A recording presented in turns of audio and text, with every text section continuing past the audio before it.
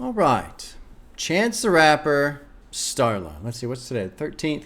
This came out. I'm not even on the right. I was doing my sound check with the song Acid Rain, which I love. Fantastic song. This came out August 15th. Kind of came and went. It's been a very, very busy summer for hip hop this year. Very busy summer, which has been great. But it's also been kind of funny, like, I've seen people talking about how come albums don't last anymore? How come we just listen to it and then they're gone? And it's like, I think the problem is, at least for me, the problem has been there's been so many really, really good albums this year. I don't have time to really sit with all of them the amount that I want to. Between Jid and Alfredo 2 and Tyler and Clips and Ego Trip and McKinley Dixon and Little Sims and Jim Legacy, of course. I love that one. And fuck, there's even more. Like, I've probably already forgotten like 5 other ones. Oh, the new Yeet. Like, there's just been so many good albums to listen to. It feels like it's like one of those things, like when you first buy your console and you got a couple games, like, oh sweet, I'm gonna play this game, this game. But then 2 years go by and you've got 20 games, and then you go, oh, I've got nothing to play.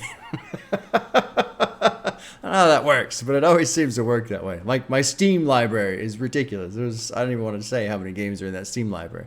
And I'll open it up and go, oh, I don't have anything to play.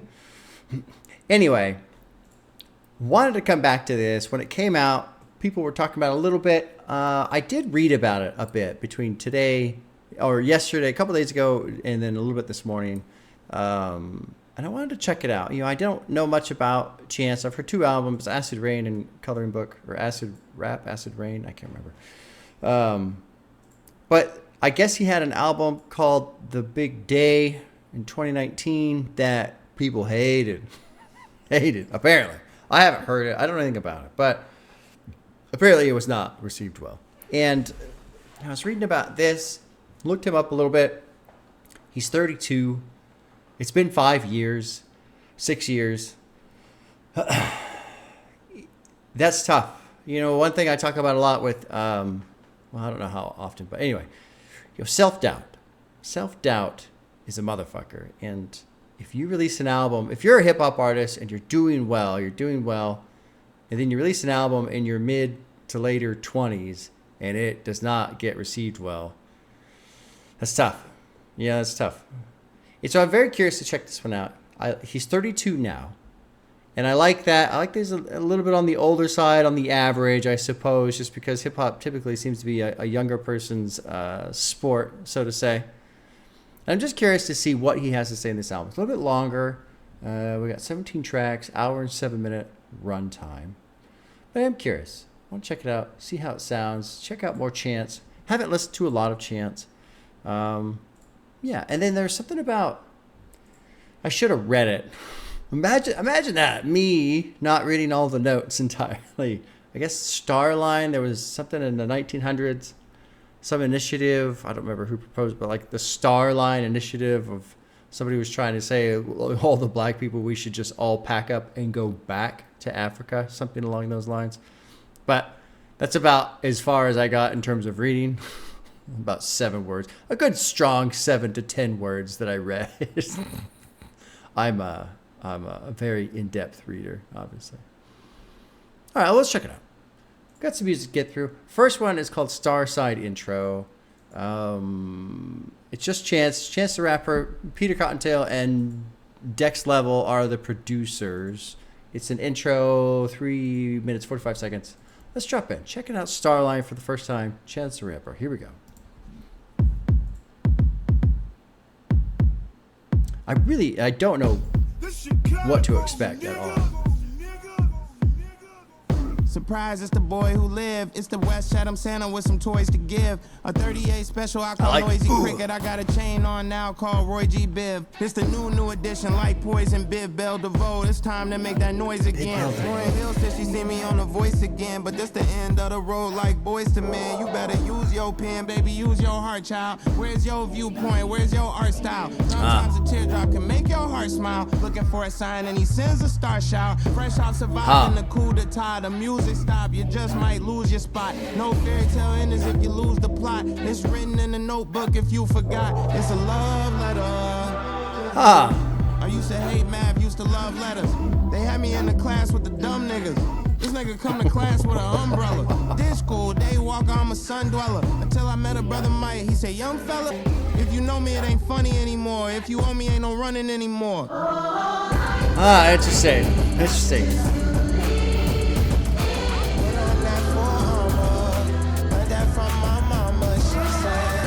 Life will be. Interesting with the production. It's. I'm kind of surprised with the amount of distortion that's coming through with the drums. Almost, not necessarily distortion, I suppose, but like a little bit like more blown out, kind of noisy drums, not clean, crisp, cracking drums. You know, so I kind of surprised by that. So I don't know why, but.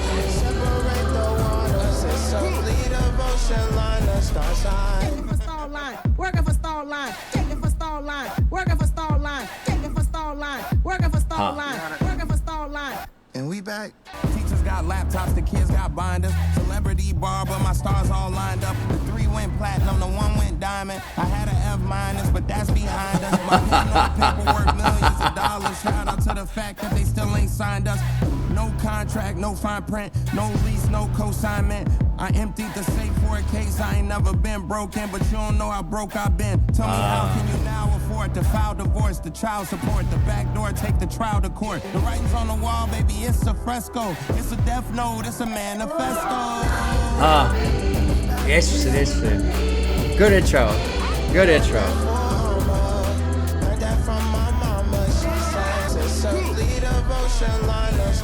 You get surprised with the kind of crunchiness of the chorus with the production. And I guess mostly because I feel like it almost feels like all of us have something to say. A church choir. Never heard. It's I don't. Over 7 years ago, the people sound. who watched stood together and demanded to be heard. All right. Well, that's a good start. That's a good start. Couple. I'm not gonna go through all of the lyrics. There's some I want to touch on, but you know the chorus. Mama just said, you know, life will be. Just you believe in you. Very true. Life will certainly be. Life has been this year. Fuck, man. Where was it? I think he's talking about his albums here. Look, Mama, I seen a star getting pretty and it ain't that far. Bright and bold and black like me, and it's right in the mirror. I'm shining hard. Last time I checked got commas. My whip's got horses. My chain's got blinders. I don't understand this part. I understand. Okay, yeah, they're talking about the teachers and getting laptops, kids getting binders, but I don't understand the line prior. Well, whatever. That's okay. I emptied the safe for this part I like too. Oh, here we go. This is what I'm looking for right here. The 3 went platinum. The 1 went diamond. I had an F minus, but that's behind us. So this has got to be about the big day. So the 3 went platinum. 10-day acid rap and coloring book. Those went platinum. What's the one that went diamond? Oh, a song with DJ Khaled and Justin Bieber. Oh, and Lil Wayne. Oh, yeah. Oh, that's his first. This is what the announcement says. It's recently surpassed 10 million sales in stream equivalents. This makes Chance the Rapper the first fully independent artist in history to ever go diamond. That's kind of fascinating. Huh. Wow. That's kind of crazy to think about. The first independent. Huh. My pen on paper worth millions of dollars. Shout out to the fact that they still ain't signed. There's no contract, no fine print, no lease, no consignment. That's got to feel great. That's got to feel great to be able to do your thing your way. Nobody else telling you, no, you can't do that. No, you can't release that. No, make it more like that. You know, that would drive me nuts. Absolutely nuts. I emptied the safe for a case. I ain't never been broke, but you don't know how broke I've been. Tell me, how can you now afford to file a divorce with child support, the back door, take the child to court? So is he going through a divorce right now? Yeah. Divorced in 2024, has 2 kids. Okay, so, fuck, man. late 20s, early 30s. Last album, well, I'll just say it was a flop. I don't know in terms of, I don't know what defines a flop, but I'll just say it for, expression, I suppose. Going through divorce, got 2 kids. Oh, fuck, man. Fuck. Because I'm coming from this basis of this spot of doubt. And I'm going to put this in here. I don't know how much he'll talk about it, but the reason why I want to emphasize this idea is I want to like really build a base of where Chance is in his life when he's making this album, when it's coming out, all this other stuff. Because to me, self-doubt is such a fucking, like, sometimes it feels like such an unshakable demon. And one of the reasons why it can be so hard to shake is because it tells you things that are true. Your last album failed. Your marriage failed. Like, it tells you things that are happening, are true. And so it seems believable, and it just gnaws at you. It's crazy how good doubt is at doing what it does.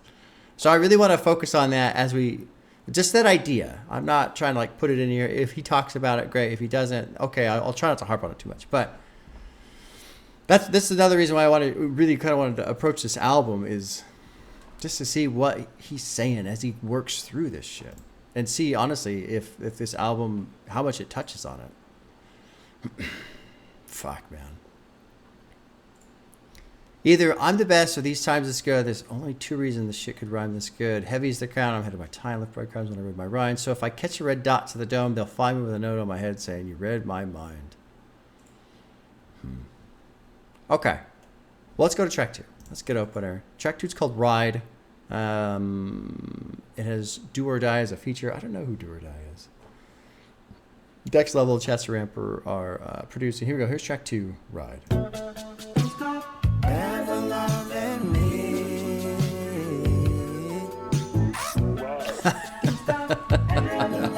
The Blue Jays squawk. Diamonds on my birthstone. Sometimes it snows in April. If I get the lighting right, I'm shooting out a rainbow. Coalition, that's a soul intention, that's the main goal. Cold under pressure, turning Tommies into Django. Tambos and the Rambos, dumping ammo in the Django's. Make the gang a milligan, make sure they move militant. This for all my gullers, I'ma get us off this gill again. This for all the times I'm the captain, you was filling in. But if they wanna fight, it's gonna be a fight. Just get your brothers right. Singing a bit.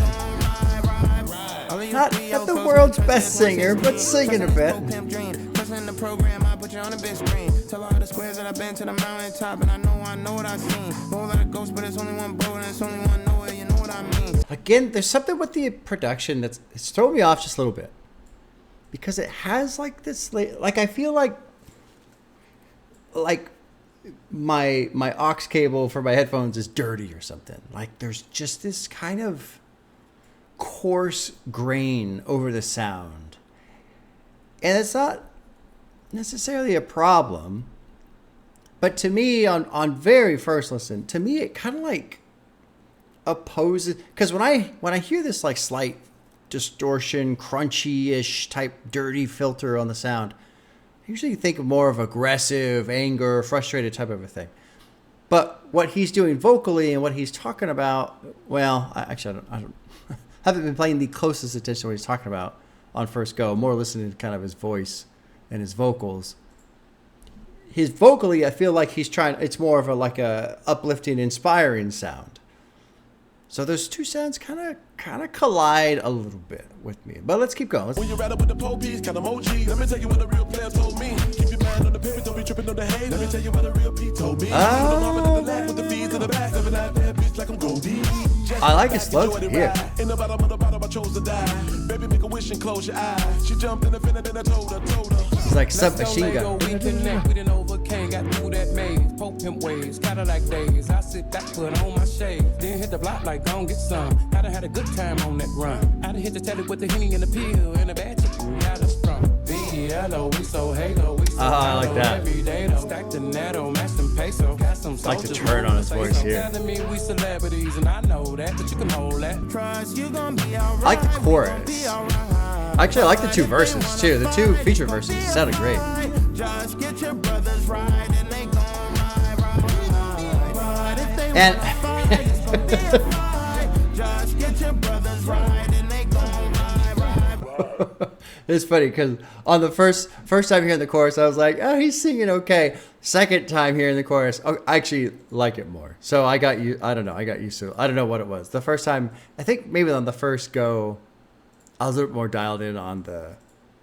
There's just this slight crunchiness to the audio overall, and it's thrown me off a bit. But second chorus, much more dialed into how Chance sounds. I think he sounds pretty good on the second chorus. One thing I forgot to mention at the beginning with Chance, and this is why he is a challenge for me. He does his fucking Blue Jay squawk ad-lib thing, and I hate Blue Jays. You guys, you have to understand, I fucking hate Blue Jays. Like, if I could just walk the earth with an air rifle, I would walk the earth and never rest until every single Blue Jay was dead. I mean, I'm being ridiculous, right? That sounds awful. But I find those birds to be so obnoxious because I'll be outside and they're just out there squawking away. Anyway, you get it, right? You get it. So when he does these ad-libs, it's like somebody taking a needle point and just touching a nerve, just going, dee, dee, not jamming it hard, but just touching it. Anyway. So that does make Chance the Rapper a challenging listen for me sometimes. What was this thing about? A whole lot of ghosts, but it's only one boat. And it's only one Noah. What's this mean? Only one boat and only one Noah refers to Noah's Ark. Yeah, the Bible. Yeah. So he flooded. Yeah. By referencing this in the context of lots of ghosts, Chance may be referring to other musicians. Okay, more broadly, he could be referring to followers of Jesus. In the context of the next line, get in the whip, Chance may be telling people this is their chance to stand together and avoid corruption. Okay, that makes sense. I just didn't really understand lots of ghosts in one boat, but maybe, yeah, that makes more sense, I suppose. I guess. Whole lot of ghosts, but it's only one boat. President of the program, I'll put you on the big screen, tell all the squares that I've been to the mountaintop, but I know what I've seen. A whole lot of ghosts, but it's only one boat. And it's only one Noah, you know what I mean. Okay. Don't give up the names, don't give up the codes. This game's here to be sold, not told. Now you're a soldier, now walk that blade. Let's get you a car, let's rock, let's roll. I really do enjoy the chorus. Enjoy the ride. And again, using my reference point of just trying to imagine what Chance has been going through in his life. And just trust you're going to be all right. We're going to be all right. Enjoy the ride. Get your brothers right. They're going to ride. Good mantra right here to have. It's listed, ride is just called, the feature is listed as do or die on Spotify. So AK-47 is listed here in Genius. I liked how AK-47 sounded. And I also liked how Below Zero sounded. So I guess do or die is a two-person group, a duo. Looks like it on quick glance on the old Spotify over here. But both of them sound great. They kind of, you think about flow styles, both of them kind of sound like little Uzis, like submachine guns, just really rapid, shooting through there fast, which is kind of cool. I liked it. Keep your mind on the pen. Don't be tripping on the haters. Yeah. Fuck. I really liked, on Below Zero, I really liked how he dropped into singing here on the BELO, We So Halo, We So Hotto every day, though. So I liked how he was ripping through with his flow, and then he switched over into a sing, or a melody, I suppose is the word, For as much music as I listen to, I don't know shit about what the different mechanisms are called. Anyway, all right, I'm cool with Ride. I like Ride. Let's go to 3, No More Old Men, which is very closely titled to my favorite movie, No Country for Old Men.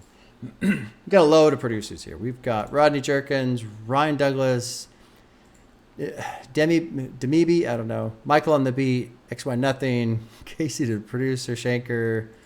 Lots of producers on this one. So this is track 3, No More Old Men. I was in need. I was in need. I remember a long time ago.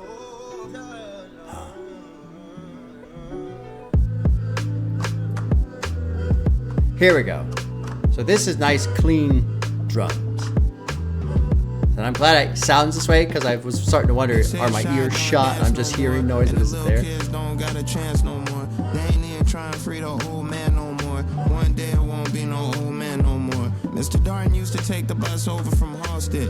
Mr. Harper used to be so exhausted. The barbershop bustling, bootleg, lacrosse fest. Forget the DVDs, they trying to get that golf drip. Freckles bifocals and Kango hats. Spinning stories about blocks that they can't go back. Singing songs about the women that they can't hold back. They used to rub them on their hair that they can't grow back. Clippers buzzing, crying grandbaby boy cousin. The first cut, little man, quit all that fussing. God the Father may love ya, the world doesn't. That's how I learned to put my dukes up and play the dozen. It's a lot less old man than it was before. Interesting. Interesting. A lot less old men than it was before.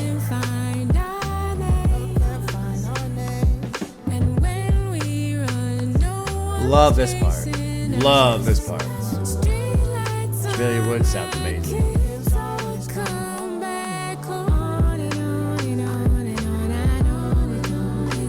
Love this part. This is gorgeous.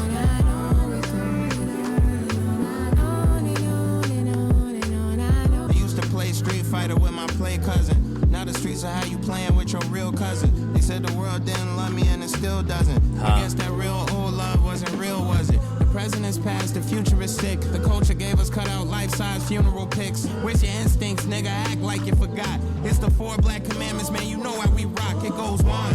Watch your health, that's your wealth. 2. Watch your brother, that's yourself. 3. Watch your home, that's your door. Oh, I love the 4. strings. If they want it, we go to war. In the distant future, the twilight of our lives contains all the laughs and highlights of our lives. The knowledge that can help a young man go forth. For the day you don't see these old men no more. This is good. This is really good. This is really good. I love, so the opening verse, just talking about basically, you know, him being a kid, going to the barber shop, all the guys are there hanging out. I love this, the first cut, little man, quit all that fussing. God the Father may love you, the world doesn't. That's how I learned to put my dukes up and play the dozens, lessons and the strategies of love and war, chessboards and king magazines galore. Forget the DVDs of trying to get that golf drip. What is golf drip? Oh, okay. Double entendre is employed here as the cost is commonly worn by golfers and titled the creator Golf the Floor. Yeah, sure. Oh, has recently partnered with the cost. Interesting. Go Tyler. I like Tyler, man. He is a ambitious young man doing a lot of shit. Stays busy, really busy. It's a lot less old men than it was before. This hook is gorgeous. We'll come back to that in a second here. Actually, maybe I'll talk about it at the end. I danced with my father, Luther Vandross. We played catch so much I turned to Randy Moss. Although I said it wrong because he said Vander Ross, right? That way it can rhyme into Randy Moss. I had uncles. And this part is so great because basically he's talking about the importance of community. Community, a village, people in your life. I had uncles all up and down 79th with his boys betting on Florida every fight, cold beers and cigars, smoked pelcoats, card decks, and some harsh jokes. Jacks when his cars broke. So they're all helping each other out, hanging out with each other, you know? I used to play Street Fighter with my play cousin. Now the streets will have you playing with your real cousin. They said the world didn't love me and it still doesn't. I guess that real old love wasn't real, was it? The present is past. The future is sick. The culture gave us cutout life-size funeral pics. And he gets into the 4 black commandments here. I don't know if this is, I'll just assume that it's real. I don't know how fucking real this shit is, but watch your health, watch your brother, watch your home. And if they want it, go to, I'm very abbreviated right there through the lyrics, but I love this verse because it's the importance of, you know, having people in your life. And I'm sure, you know, what Chance is talking about is very specific to his memories as a kid and growing up and what have you, and maybe seeing things being different now. But This is something that's happening to all of us. This is something that's been bugging me for a long time, in that all of my friends, my close friends, the ones that I care about, we're all scattered because everyone's got to go different places for work. You know, everyone move. Oh, I got to go here. I'm moving here. Yeah, I got a new job. I got a promotion, whatever. And so all of my friends are a couple hours away in all these different directions. So even I can see some friends, but the idea of getting them all together in one place is basically impossible. Can't happen because we're all too scattered. And something else that happens too is everyone's just so busy. You know, so busy, and we don't really talk to our neighbors anymore. We don't really hang outside anymore, and we're just getting put in all these in little isolated boxes where it's just us. So there's no one to lean on. There's no one to talk to. There's no one there to help you. You can't help them. It's not good. It's not good. This shit, what he's talking about, what he's saying, you know, we're missing. I fully agree. It is so important to have people in your life that you can rely on, and they can rely on you, and you help each other and all that shit. Let's finish this up. It's good. It's good in a sad way, you know? This is a good song. I like this one quite a bit.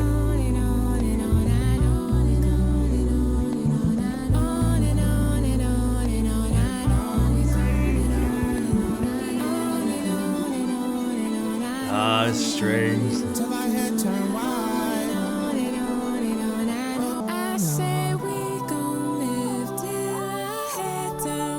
Gonna live till our hair turn white. I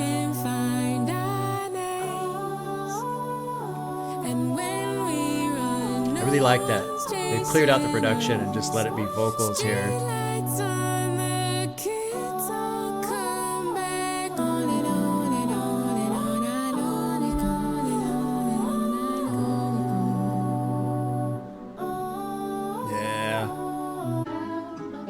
I like that one. I like that one. Good early contender for favorite right there. No More Old Man. And you know, this one just strikes me because, yes, what he's talking about here, what Chance is talking about, is probably pretty specific to his life and his, you know, his neighborhood, whatever. But this is just happening to all of us. And the issue I have, to me, the biggest problem is the isolation is obviously not great. Us being too busy to just spend time with other people, or too tired, or whatever, right? But more so too, you've got the social media aspect of it, where instead of spending our time with each other in person, in just getting to know each other as people, most of the engagement is online. And online is a very dehumanizing experience, because you're just yelling at this nameless, faceless, whatever. And all you're doing is yelling at the one thing that they're saying that you're completely against, which is just a tiny sliver of a person. You know, we have all these opinions and all these things we care about and stand for and against and whatever. And it's strange how ideology seems to filter up to the top when it comes to online interaction. But when you're in person and just hanging out as a person, that usually settles out lower down. You know, it's not something that we just immediately clash with. And I think people are forgetting, I think people are being trained to forget that you can disagree on different ideas, politics, what have you, and still be like friends. You can. You actually really, really can. You can have someone in your life who's a good person, and you trust them, and you know them, and you disagree with them. But like, that idea is being vaporized, I feel like, these days. Okay, track 4 is called The Negro Problem. Hate saying that out loud. Especially on the internet. But there you go, I've done it. It's got Chance the Rapper and BJ the Chicago Kid. Producers are Smoko Ono, which is a fucking great producer name. Smoko Ono. Tommy Parker, Ashton Sellers, and Dex Level. Let's jump into track 4. The title of the song, I will not say again. Not that it's a problem. Oh shit, I just made it worse. That just made it like 1,000 times worse. Me saying it like that, which was purely an accident. Yeah. You just got yourself a bigger shovel. That was like way worse. Like it wasn't a problem until I said that. Oh my God. Okay. Track 4, The Negro Problem. That's the name of the song. There we go.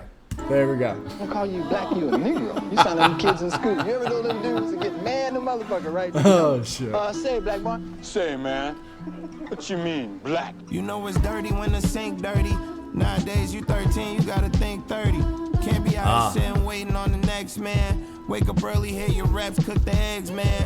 Keep your head on the swivel, cause the pistols got switches on them. And even little sticks got I like the sound here already. It sound a long way from some whippings, don't it? It's all the same road with some distance on it. Now it's train police and it's school police. It's gonna be police at the balloon release. Being real, that's business as usual here. Look alive, you could die at a funeral here. It's a lot of complaints, but we just can't file them. Open case, shut case, still won't solve them. The judge said what? I don't see no problem. The world said, yup, that's the Negro problem. Well, hey, if I'm billable and gullible enough to go, might as well show up in the tux, you know. Make sure my hearse and my ducks in rows, cause that bill's gon' rupture your bucks, you know. Malpractice, we still can't file them. All know the number, but we just can't dial them. The doctor said, nurse, I don't see no problem. The world said, yup, that's a Negro problem. I wish I knew what the specifics of this verse was about. And I don't want to even say what I think it's about, because what I think it's about, my knowledge is about that big. And so anything I say will probably be 90% wrong at best.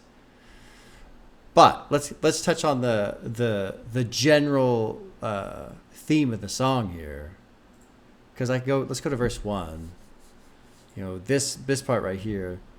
It's going to be police the balloon release. What is balloon release? I don't know. I want to say the first thing that goes through my mind would be like the opening of a store, like maybe you're opening your own private business or something. I don't want to think of gender reveal because I hate that shit, and so I'm just gonna, even if that's literally what he means, I'm just gonna say no, that's not what he means, because I hate that shit. Being real, that business as usual here. Look alive, you could die at a funeral here. It's a lot of complaints, but we just can't file them. Open case, shut case, still won't solve them. The judge says, what? I don't see no problem. The world said, yep, that's the Negro problem. So the theme of this track is pretty fucking sad, man. Just denying, or basically not wanting to fucking help, not wanting to care, not my problem.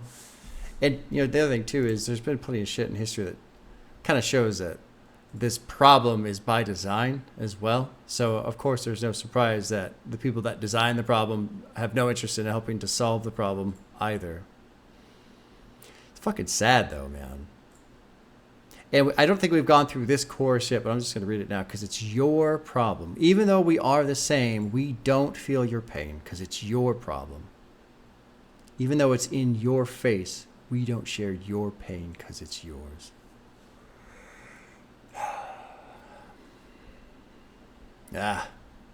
Little too true. A little too true. And my problem is your problem. Fucking A, dude. This is, let's keep going because I'm just going to talk about how amazing the song is without even listening to it.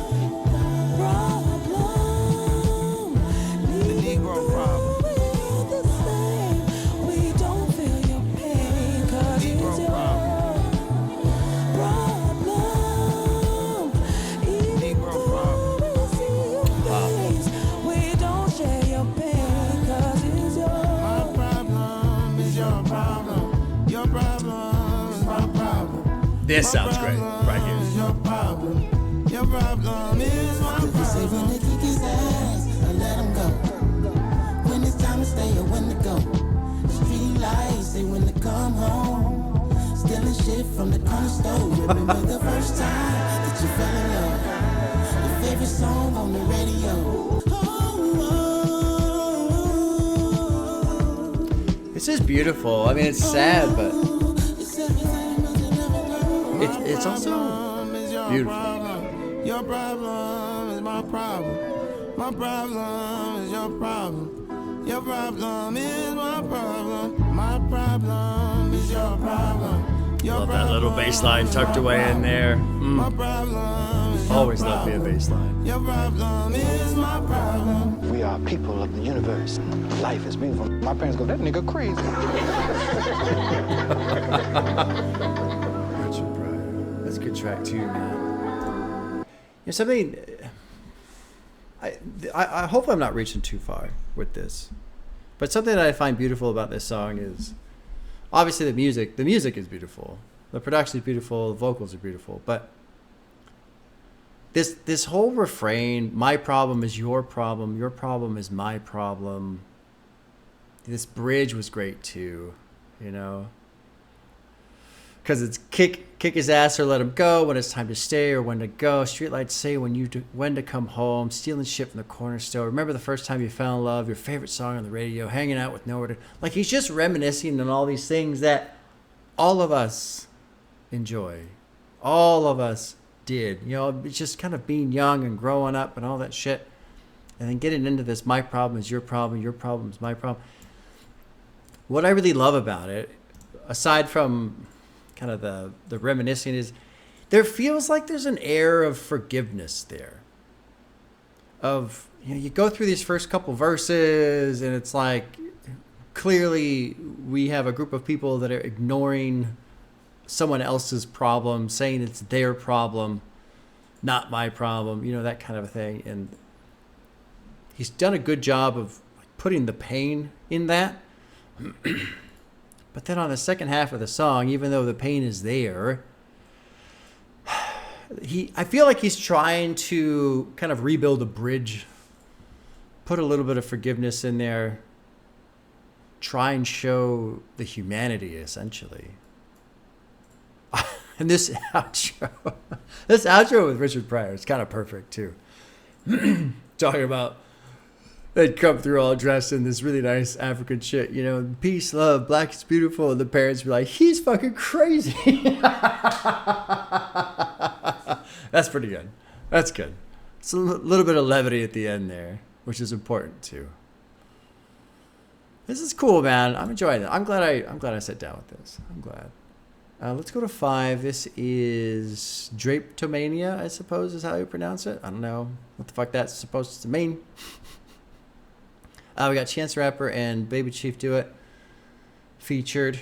Dex Level is the producer. Only one producer listed. Here we go. Here's track 5, Drapetomania. Oh, got like a fat piano bass line going on. Chunky. Make sure that's the back in big, I straight up told that pig can't make me do nothing but die. So much money in one pocket, it look like I pimp cause I limp and I lean on one side. One more time for the hood princess with the prettiest smile, sipping Henny on live. Big old booty with some little ass pennies talking about some finny, only send me one size. I got a number, no serial number. I call it playing hard to get. Got a high point, I call hard to find. And an MP call hard to miss. Dress for the club, action on me, gotta have it on me like it's tatted on me. Bottle girls get too drunk in the club, get the kissing on me, get the grabbing on me. Everybody crazy, so I play crazy and don't nobody wanna play no more. She said, talk to me crazy, I said, and she said, say no more. She said, lift me up, lay her back with her back on the bed, let me crush her in your hand. One more chance, put your face in the cat for an hour, do the rush hour dance. Go crazy. Put your face in the cat for an hour, do the rush hour. Go crazy, go crazy, go crazy. Go crazy, go crazy. Nah, I gotta live with that. I said I was done, but I'm back in the rack, cause I just found out that my dog was a cat. Free all the ops and free all the guys, and fuck all the pigs and kill all the rats. Nigga, my gat go rap, tap, tap, nigga fat, nigga fall flat on his back. We'll turn a nigga to a baseball cap. These cold waters like crack cocaine, she can suck me dick, but ain't got no brain. Tap my fully and let it go stupid. Somebody down, don't need no aim. Niggas is down, cause niggas is down. These dumbass folks still blaming the game. She keep telling me make it rain. I ain't got no cash, so walk through change. Make a bad bitch treat me like a king. Feed me grapes and kiss my toes, bitch. Go crazy, go crazy, go crazy, go crazy, go crazy, go crazy, go crazy. I don't know. I feel like this song is trying to be what it is, like this go crazy, especially with the verse there too. Like the verse, yeah. I feel like Baby Chief Do It is bringing the fucking heat. But I feel like something's missing, just a little bit of something is missing. Because the flow is there, the words, the shit talking's there, honestly. The wordplay's there. I think the beat needs to fucking go harder. I need something on top of the piano. I feel like the piano is a good backbone, but I need something like on the go crazy part. We're not really going crazy, you know? And so it's more like a mild suggestion rather than a rage anthem type thing. Let me back it up just a little bit. Grapes to kiss my toes, bitch. Go crazy, go crazy, go crazy, go crazy, go crazy, go crazy. Like, we're not going crazy. Go crazy, go crazy, go crazy, go crazy, go crazy, go crazy. You know? Go crazy.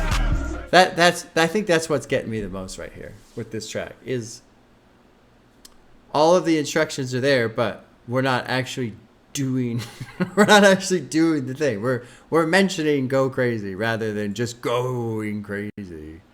And so I feel like right there with the chorus too, and even I noticed on that little second listen, Chance, it almost sounds like Chance almost like drops down into a whisper a little bit. But something's got to come on top of that fucking piano. Like, where are the drums? Where's the yelling? Where's the metal? We just need a good chunk of metal to drop in on the chorus, and then we could go fucking crazy. So let's redo this track with Sepultura. Go down to Brazil and meet up with Sepultura and make it full metal, and then we'll revisit. Tiffany Fane in a blue box, 401k in a shoebox. My favorite rapper named Tupac. Love Tupac cause he shot 2 cops. Oh, Jesus. I got a 9mm called Thug Life. I got a new chain that say, fuck ice. One more chance, put your face in the cat for an hour, do the rush hour dance. Go crazy. That part cracks me up. Put your face in the cat for an hour. Go crazy, go crazy. Go crazy, go crazy, go crazy, go crazy, go crazy, go crazy, go crazy. Yeah. Close. I feel like we're close with this one. It's got all of the ingredients except for the part of actually going crazy. It doesn't actually go crazy.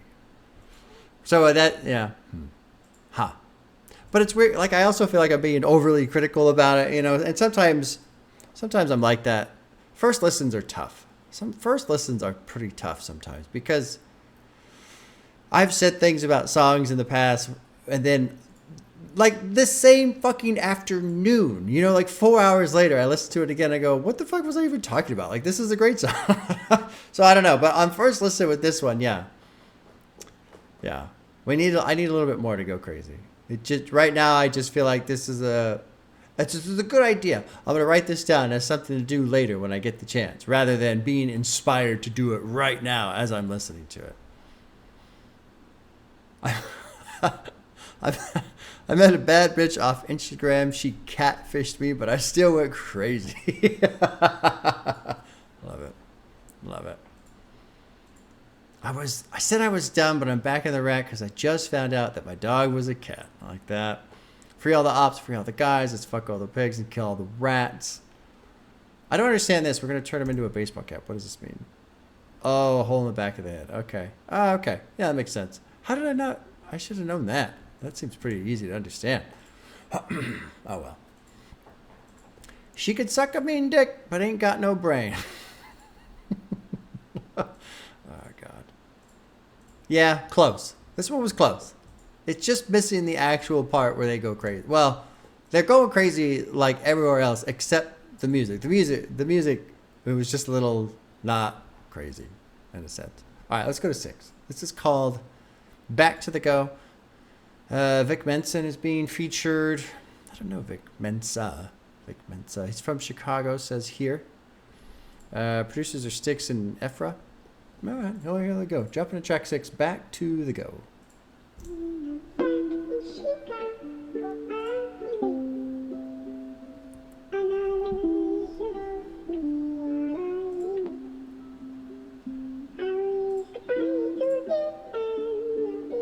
I don't know this. Interesting sound, though. I made a mistake, I lost a home. Not like a mortgage, but more like a foster home. Supposed to be 2 parents, but now I'm across the globe and screaming across the phone. A dog that just lost his bone. I'm back at the bachelor pad, chicken scratch on the pad. I got a fix for an itch and I be scratching it bad.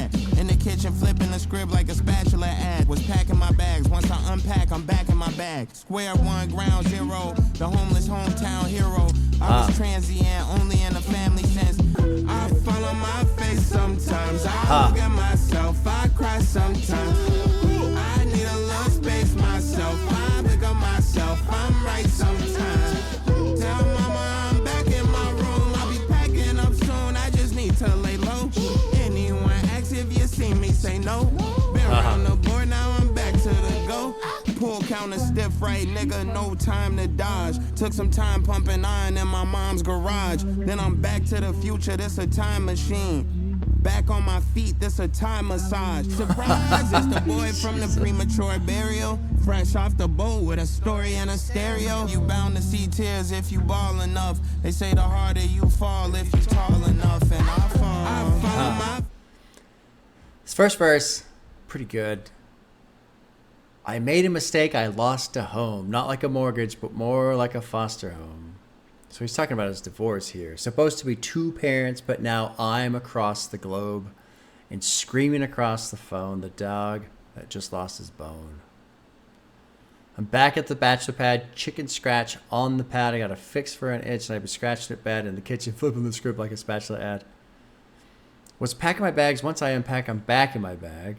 So once he gets settled in, you know, he's good to go. Square one, ground zero, the homeless hometown hero. I was transient only in the family sense. That's horrible. Yeah. And in the past tense, maybe I was absent. I stopped doing acid, but I've been keeping tabs since. That's a good little wordplay there. Tabs of acid, you know. He's at least kind of looking at it in the face, the divorce being gone. This is something that always, I mean, it's tough, right? Like if you're an artist and if you're lucky enough to be successful for any duration of time, you have a choice to make. You know, do you just be a party animal for your whole life while you're out on tour? Or do you try and, you know, if you meet someone and you care about them, you try and settle down a little bit, but that's hard if you're always gone, you know? It's something that always blows me away with professional athletes and stuff when they get married right away and they have all these kids. It's like, oh, just wait. Just wait a little bit. Just wait, man. But whatever. I like that he's at least addressing, you know, doesn't seem like he's necessarily terribly apologetic about it. Whatever. Not too worried about that. At least he's acknowledging elements of his, you know, especially the absence, being gone, how hard that is. I fall on my face sometimes. I look at myself. I cry sometimes. I need a little space myself. I look at myself and write sometimes. The second verse, I made paint from out the pain. Sometimes you wash the stains out in the rain. Some people pulled their fame from out the flames. Okay, yeah. Who's Lorraine? Came out the frame. Lorraine Toussaint, a famous black actress who has appeared in many films and television shows. Okay. Back of my feet, this is a Thai massage. Surprise, it's the boy from the premature burial. Fresh off the boat with a story and a stereo. So this is kind of a reset song, essentially, for him. And then, of course, Back to the Go. It's called Back to the Go, but back to the start, right? Been around the board, now I'm back to the go. So go is the start when you're playing Monopoly. So back to the go, back to the start. Cool little wordplay right there, too. Let's keep going. Cool song. Shit, I thought there wasn't no biggie when dead wrong. Now you picking up the crumbs once all of the bread gone. Back at home with the lords and folks etched in stone. Gang banging till Chief touchdown like Pat Mahomes. Trapping Travis Kelsey, playing with heavy metal like a Black Sabbath LP. And ain't no taxes on the wealthy. I've been eating vegetables, more broccoli, celery. But therapy says my relationship is not as healthy. Then we moved out that little apartment. I'm on Bel Air, but we living in my parents' house like Will and Carlton. Still be arguing about some old shit, I'm sick of it. I can't flex though, I'm a level with you like Dex, yo. My communication abysmal like it was Pepto. Blame it on the internet techno like the pest mode. Stole your heart like a klepto, baby, welcome to death row. I fall on my face sometimes. Who was that again? Vic Mensa. Good wordplay. Good wordplay on his verse. I pick up myself, I'm right sometimes. Been around the board, now I'm back to the go.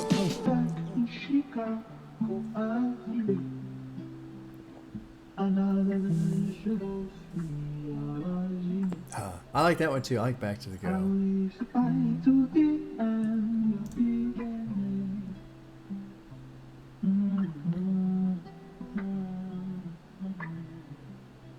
I wish I had the lyrics there for that little like intro outro because I don't know what he's saying. Let's go over his verse. Vic Mensa's verse. This is great. I was headstrong till I woke up, all the meds gone, was grown, acting childish, chasing the Redbone. Redbone is a group, right? Oh, Childish Gambino, a Redbone song. Okay. He's got all these little wordplays on it. I thought there wasn't no Biggie when dead wrong. This has got to be something about Biggie Smalls, right? Biggie's song with Eminem. I didn't know Biggie had a song with Eminem. Or did Eminem like sample him? Because didn't Biggie die before? Yeah. It must be a sample, huh? Biggie's song with Eminem? Dead wrong? Really? No. When did Biggie die? That was in the 90s. Eminem didn't blow up till like late night. Well, whatever. Let's see here. Gangbanging till Chief touchdown like Pat Mahomes. Trapping Travis Kelce. Playing with heavy metal like a Black Sabbath LP.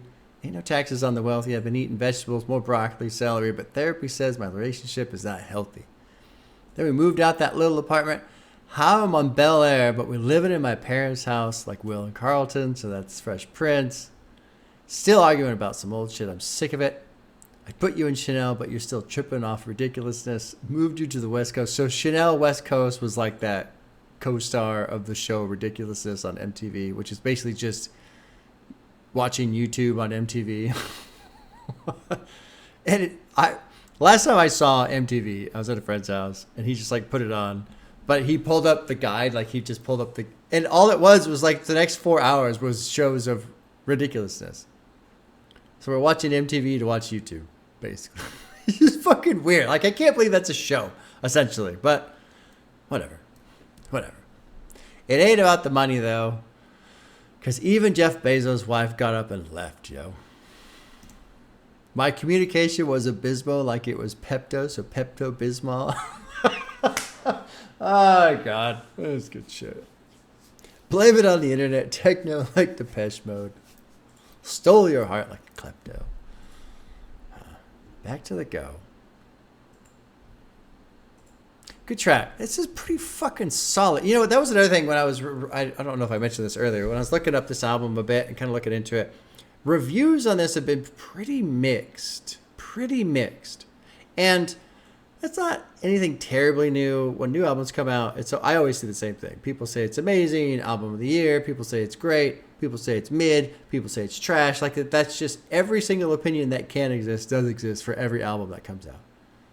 But usually, you kind of get like a weighted balance. Like, okay, no, that album is pretty good. You know, the people are saying that's good. Yeah, there's a lot of people saying it's good. This one, as far as I can tell with the reviews, kind of split. Some people are like, yeah, it's fine. Some people say, no, it's great. Chance is back. Other people are saying it put me to sleep.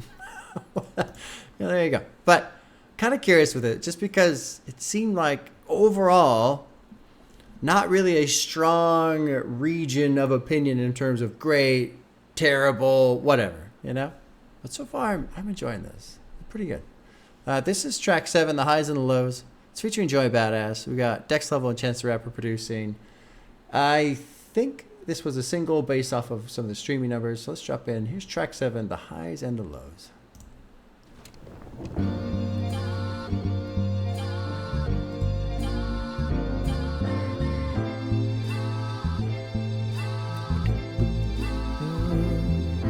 The highs and the lows. I like how that sample's being cut. I'm an emotional roller coaster. Where high so high I could put bowl on a poster. But when the bread get low, like 4 loaves in a toaster. Oh, the shoulders can get cold as 10 toes in Nova Scotia. Some days I hold a grudge, some days I hold a ghoster. Some days I just ghost her. Some days I'm supposed to. The crib feel like a gunfight, but them strollers, that's the holster. We can make amends over old memes and mimosas. My mama know I ain't make my bed, but I'ma lay in it. To talk about the highs and lows, the ups and downs. The friends that I had to hide to come around. They told me that I knew you always come around. Come around, come around, come around, come around. To work work out the highs and lows, the ups and downs. No need to hide, the skies is coming down. Go and get high, I promise you're coming down, coming down, coming down, coming down, coming down. Keep your eyes on the road. And you feel your back's on the road. You gotta take the highs with the lows. Gotta take the highs with the lows. I love the chorus. It makes me think of Bobby Lee. Bobby Lee, is that his name? The comedian. I don't know much about him. I don't know if I've really watched much of anything from him. I know he's got like a podcast and stuff. But I remember like a year or two ago, who was that? Bobby Althoff. Like just out of fucking nowhere, blew up, right? Just out of nowhere, and then all of a sudden this massive YouTube channel, and then fucking seems like she disappeared just as fast as she appeared. But she had this thing with Bobby Lee, because I was watching her videos trying to figure out what the fuck was going on. How in the world is this person popular? Because I don't understand what she's doing, because it seems like she's not doing anything. But that was her bit, but it wasn't a bit. Anyway. I just remember there was something, it was her and Bobby Lee, they were playing tennis on this tennis court, and he was kind of like yelling at her a little bit. And there was, I don't know why it stuck out, and it just stuck in my brain, but he was telling her about how it does that. Oh, but sweetie, it does that. Sometimes you're up, and sometimes you're down. And it's just, that's normal, that's life. It cycles, it goes up and down. It's just cycles. Because she was, I don't know, upset about something. I don't remember. I don't remember a word she said, pretty much ever. But I just remember that bit with Bobby Lee. And she said, no, that's what it does. It goes up and down. It cycles. It does that. It's true. It's very true. So I like the chorus. You gotta take the highs with the lows. You're lost and you're running out of hope, looking for the best way to cope. Just know we've all been there before. You gotta take the highs with the lows. And it's true. And sometimes it helps to just acknowledge, hey, I'm just in a low right now. That's it.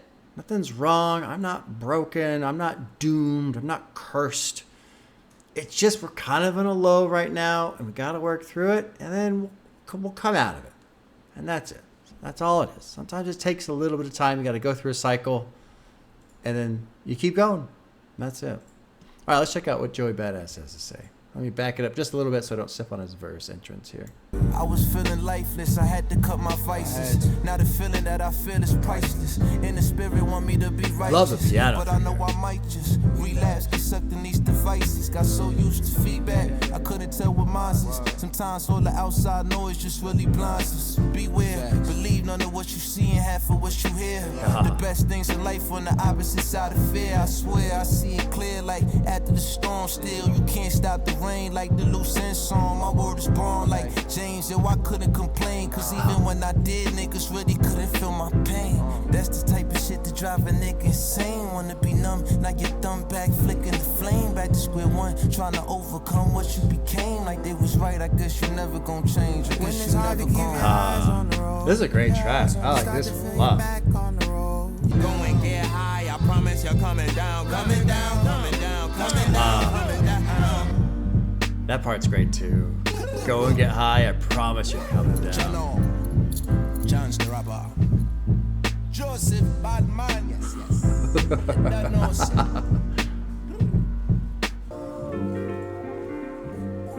That's a great track. Fuck yeah. Yeah. Drops into space and time. Joey Badass's album was good too. I've been listening to the track Underwater off that one a lot. It was a good album. Good album. BK's Finest, another great track off of that one. Lonely at the Top. Good fucking album. Really impressed with that one. Let's look at Joey's verse, because I liked his verse. I was feeling lifeless. I had to cut my vices. Now the feeling that I feel is priceless. In the spirit, want me to be righteous. But I know I might just relapse, get sucked in these vices, or these devices, I suppose. Got so used to feedback, I couldn't tell what mine is.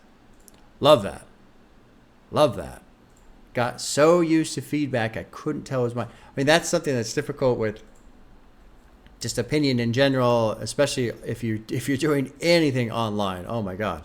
Like there's so many varying opinions. It all turns into noise, in my opinion. But yeah, if you're trying to, I mean, whatever it is that you're trying to do, but you're looking for other, opinions, feedback on what you're doing, at some point, if you're taking in too much, you start to forget what the fuck was I even trying to do, So I like that line a lot. Sometimes all the outside noise just really blinds us. Beware, believe none of what you see and half of what you hear. The best things in life on the opposite side of fear. I swear I see it clear, like after the storm. Still, you can't stop the rain, like the Loose Ends song. I don't know that song. What's the song? Yeah, I don't know that one. I'll have to check that one out. My word is bond like James. I couldn't complain. Because even when I did, people really couldn't feel my pain. That's the type of shit to drive a person insane. Want to be numb? Now your thumb back flicking the flame. Back to square one. Trying to overcome what you became. Like they was right. I guess you're never going to change. Good verse, man. Great track. Beautiful piano. I don't even think I talked about Chance's verse. I think I forgot to talk about it. My bad. Sometimes I get so wrapped up. Also, the other thing too is like with longer albums, I get a little hesitant on going over all the lyrics, and like I don't want to do this for 4.5 hours straight. There's a bit of a runtime issue. Oh shit. Good shit. Mama, no, I ain't make my bed, but I'ma lay in it. Whether it's sandpaper, suede linen, whether I'm alone or Creole lady marmalading in it. The same pajamas I was afraid in, I boogeyman slayed. My blankets concealed my blade in it. Emotional seesaw. With two fat motherfuckers with strong knees in free fall. What the fuck is this about?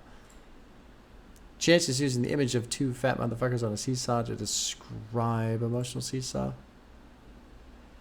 Oh, that makes sense. Okay, sure. Okay, I get that. Good job, annotation. Who did that? One contributor. Gomesy. Good job, Gomesy. Good job. Shout out to Gomesy. Really painted the picture there, actually. All right, that was a great track. Let's keep going. Got a lot of music still. We're on track 8. This is called Space and Time. Got Dex Level, Peter Cottontail. We got a whole load of producers here. Peter Cottontail, Dwayne Werner Jr., Coogee 93, Lucien Parker, Jack Hatch, and Stix. This is track 8, Space and Time.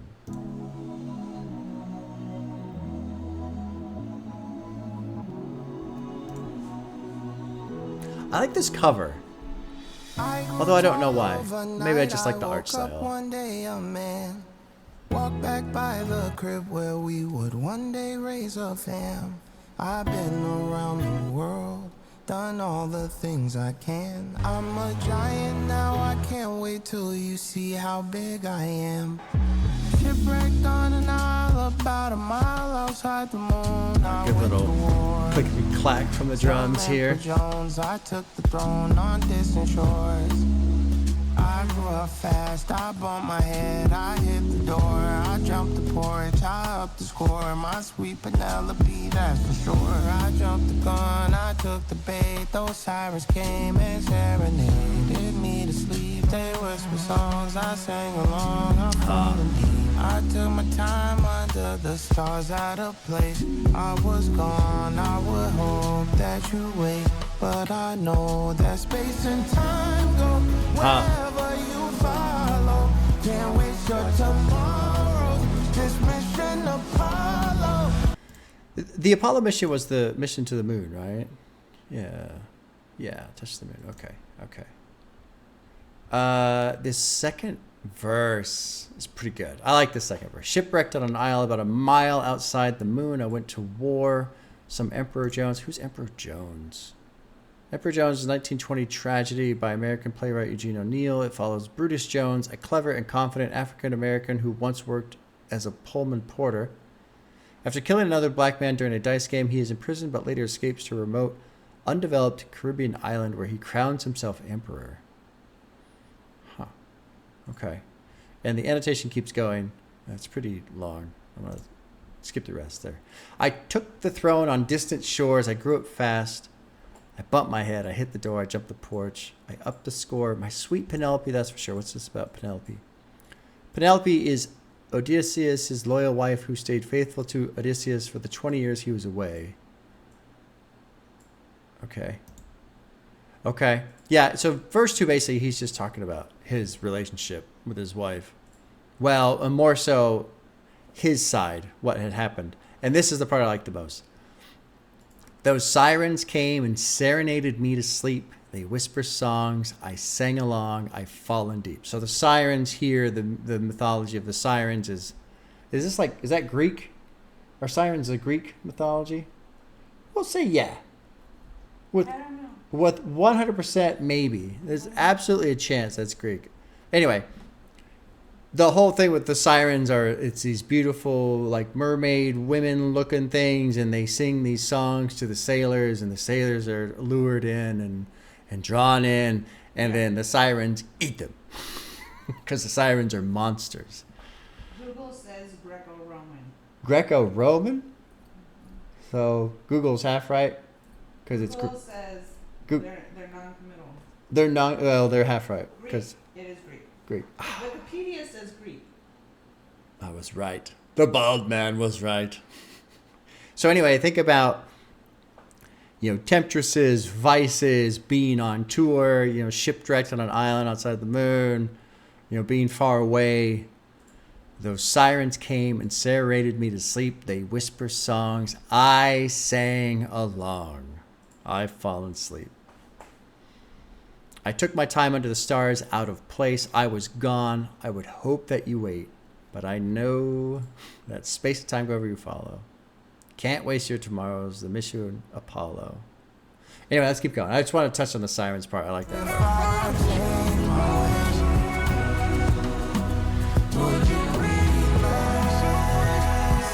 I kind of fucked up the transition to the bridge, didn't I? We're actually going to back that up because I fucked that up pretty bad. That was pretty bad. Pretty bad.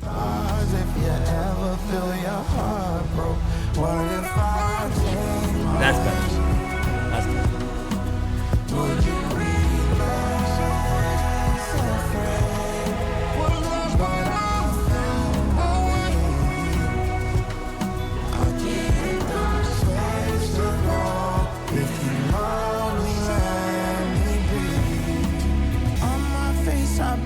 Scars that surely scare a child. I've been gone a while and I'm not so proud. If there's still some space for me, I was hoping I could fit. You said it's too late for that, but you should see how big she is. That's fucking heartbreaking right there.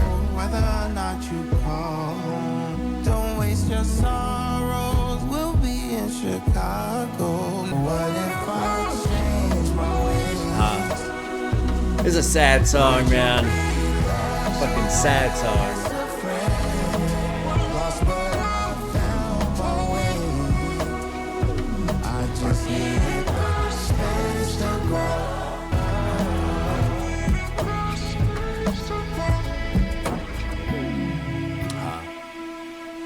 That's a good one. It's fucking sad though. I'm gonna see if I can read the lyrics without crying. See if I can do it. Before I get to the part that might make me cry, so something just throwing me off of the bridge, because if I change my ways, would you be less afraid? Was lost, but I found my way. I needed the space to grow. If you loved me, set me free. Is that what she is saying to him? It's kind of interesting. If you love me, let me be. I wonder if this is like a two-perspective bridge. Like if this is his perspective, I've changed my ways. I found my way. And then the response is, if you love me, let me be, let me free. That kind of a thing. Because otherwise I don't get it. I can't read verse 3. I'll start crying. That's sad. Fucking sad. Yeah, I can feel it. I can't read it. I can't read it right now. It's heartbreaking. It's heartbreaking. Another thing too that's really, it's almost like a feedback loop on this concept here. I'll just kind of put my mouse over that. You can see the lyrics there on the screen. A lot of what Well, I'm assuming, right? I don't know their relationship, what happened and why and how and who's to blame and all that other shit, right? Like, I'm just going to keep in the idea of being an artist, going on tour, being gone, which is something that he said earlier in one of the songs. Being absent. Here he is making another album, still pursuing music, which, I mean, what else are you going to do, right? You're an artist. That's your livelihood. That's what you're going to do. But isn't it kind of a loop to, in your music, talk about some of the things that have, gone awry in your life and being gone when your kids are growing up and missing out on that. But also now I'm going to release an album that's probably going to result in my going on tour again that will then resume that cycle, And that's not really, I don't want to call that, it's not a criticism. I'm not trying to call out Chance or anything, but what goes through my mind when I read this is 6 years ago-ish, I transferred positions and I took a 30% pay cut because my schedule, I was working nights and I was working weekends. And as soon as my son went to school, started going to school, I never fucking saw him. And it was killing me. It's fucking killing me.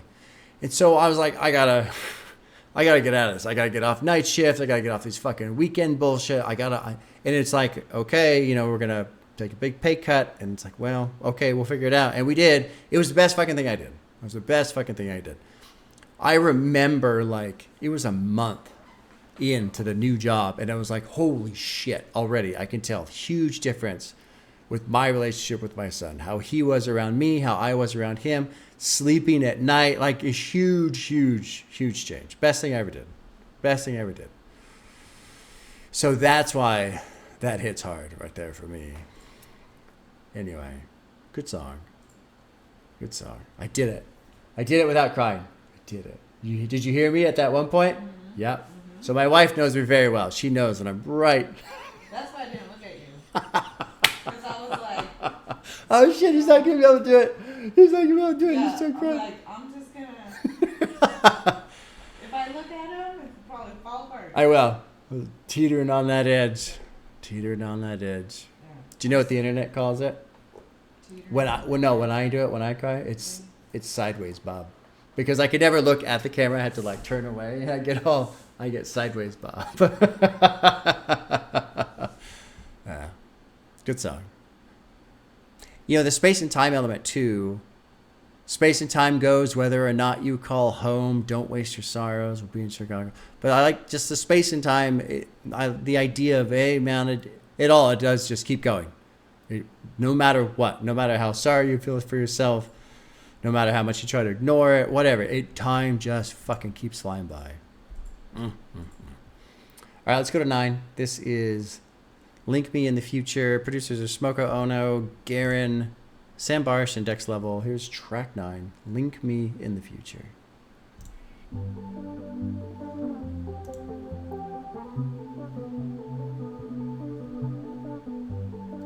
A little bit of soft guitar right here. Link me in the future or whatever.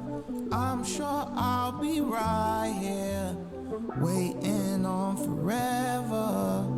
Link me in the future or whatever. I'm sure I'll be right here just waiting on forever. Streets is crying bloody murder. Somebody no one heard of. The gall, the audacity, the fucking nerve of someone just to turn up, missing just to stir up. All this commotion set in motion like you shot the sheriff. You know this town is like the dog pound, this shit is corrupt. They can't get off they high horse cause they lost the stirrups. Our memories still haunt me, my homies told me to ghost ya. But every time I see it, it make me just wanna hold you closer. What is this song about? Oh, there's no summary. Shit. Oh wait, no, here we go. Well, the song bio is unreviewed. Oh, tragedy. Here we go. Death is a fate that comes for everybody someday, and Chance has seen it for himself more times than he'd like, but in this song, he makes his peace with it, calling to his past loved ones and hoping he might link with them in the future when it's... Okay. Okay. Because I'm thinking about missing posters and all that kind of shit. Anyway, it's probably, I don't know why I didn't get that initially. I think it was this part. You know, if you tell me 8, I won't be late. I'm not like some guys just send a date to save. I mean, damn way I get so tongue-tied. But please don't have me out here looking for you on no poster. You know your ass be missing. I just miss you like I'm supposed to. Our memories still haunt me. My homies told me to ghost you. But every time I see you, it make me want to hold you closer. So he must, maybe like pictures and stuff like that. Okay. I didn't really understand if this was a person that was still around or not. Anyway, let me back up a little bit because I fucked up the transition to the chorus. I be fucking some transitions up today. Just fucking them up. I'm sure I'll be right here, waiting on forever. Waiting. Okay, now I get it. I'll be right here waiting on forever. Eternity, death. Yeah.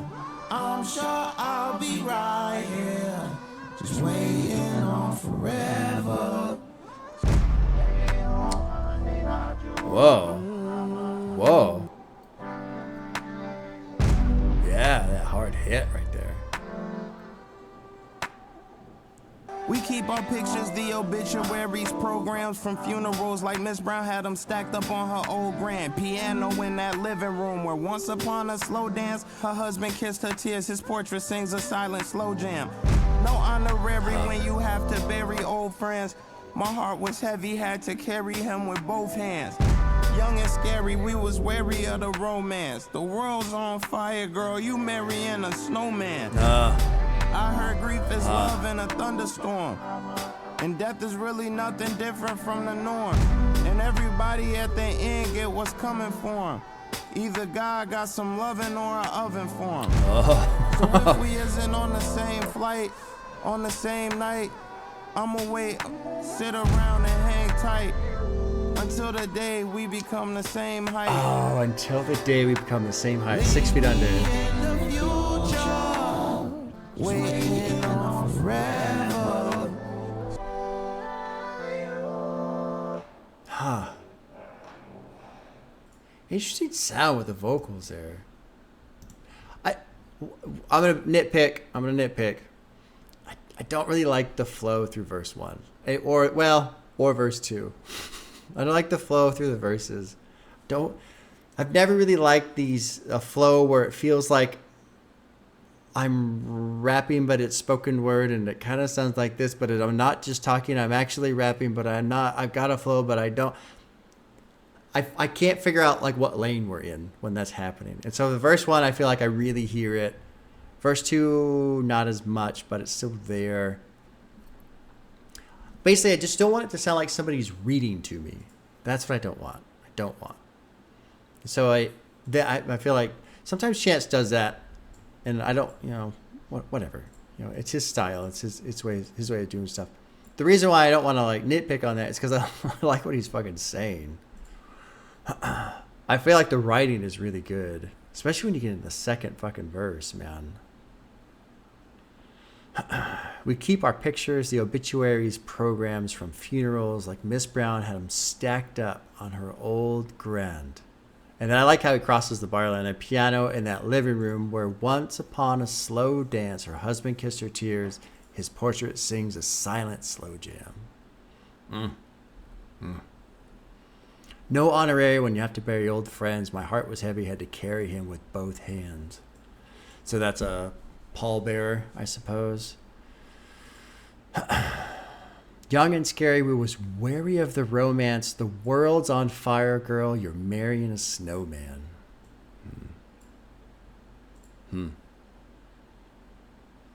Everybody at the end get what's coming for him. Either God got some lovin' or an oven for him. Good. I'm gonna wait, sit around, hang tight until the day we become the same height. That's got to be 6 feet under, right? Yep. Okay. All right. Yeah. Huh. What's surprising with this track though is this like very heavy auto-tune juice blurring the vocals, sliding them around a lot. Made me think of Can't Hold My Hold My Liquor. I think, right? That was Kanye, the one I was just obsessed with originally off of Yeezus. Very, very thick use of the auto tone. And I'm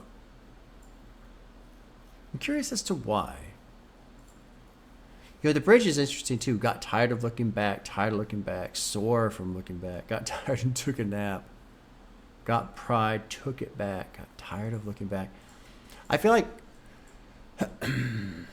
Link Me in the future kind of tethers off of space and time, because looking back, you come off with some of the themes from space and time, or basically, it all just keeps going. Same thing happens when you're looking back. You can look back, but time will still keep going.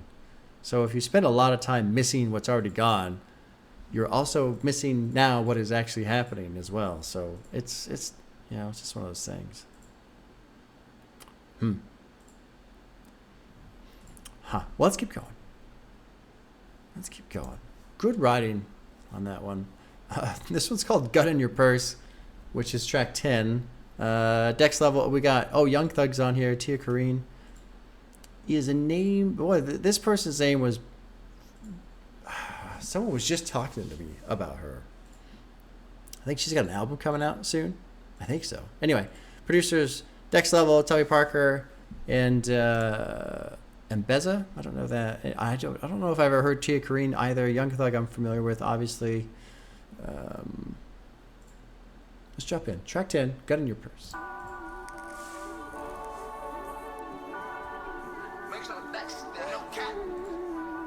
Make some facts, that's no cap. Put this gun in your purse. Put this gun in your purse. Put this gun in your purse. Put this gun in your purse. Sometimes it'll get bad. Sometimes it'll get worse. Put this gun in your purse. Sometimes we gotta die. Them niggas gon' die first. Put this gun in your purse. Put this gun in your purse. Put this gun in your purse.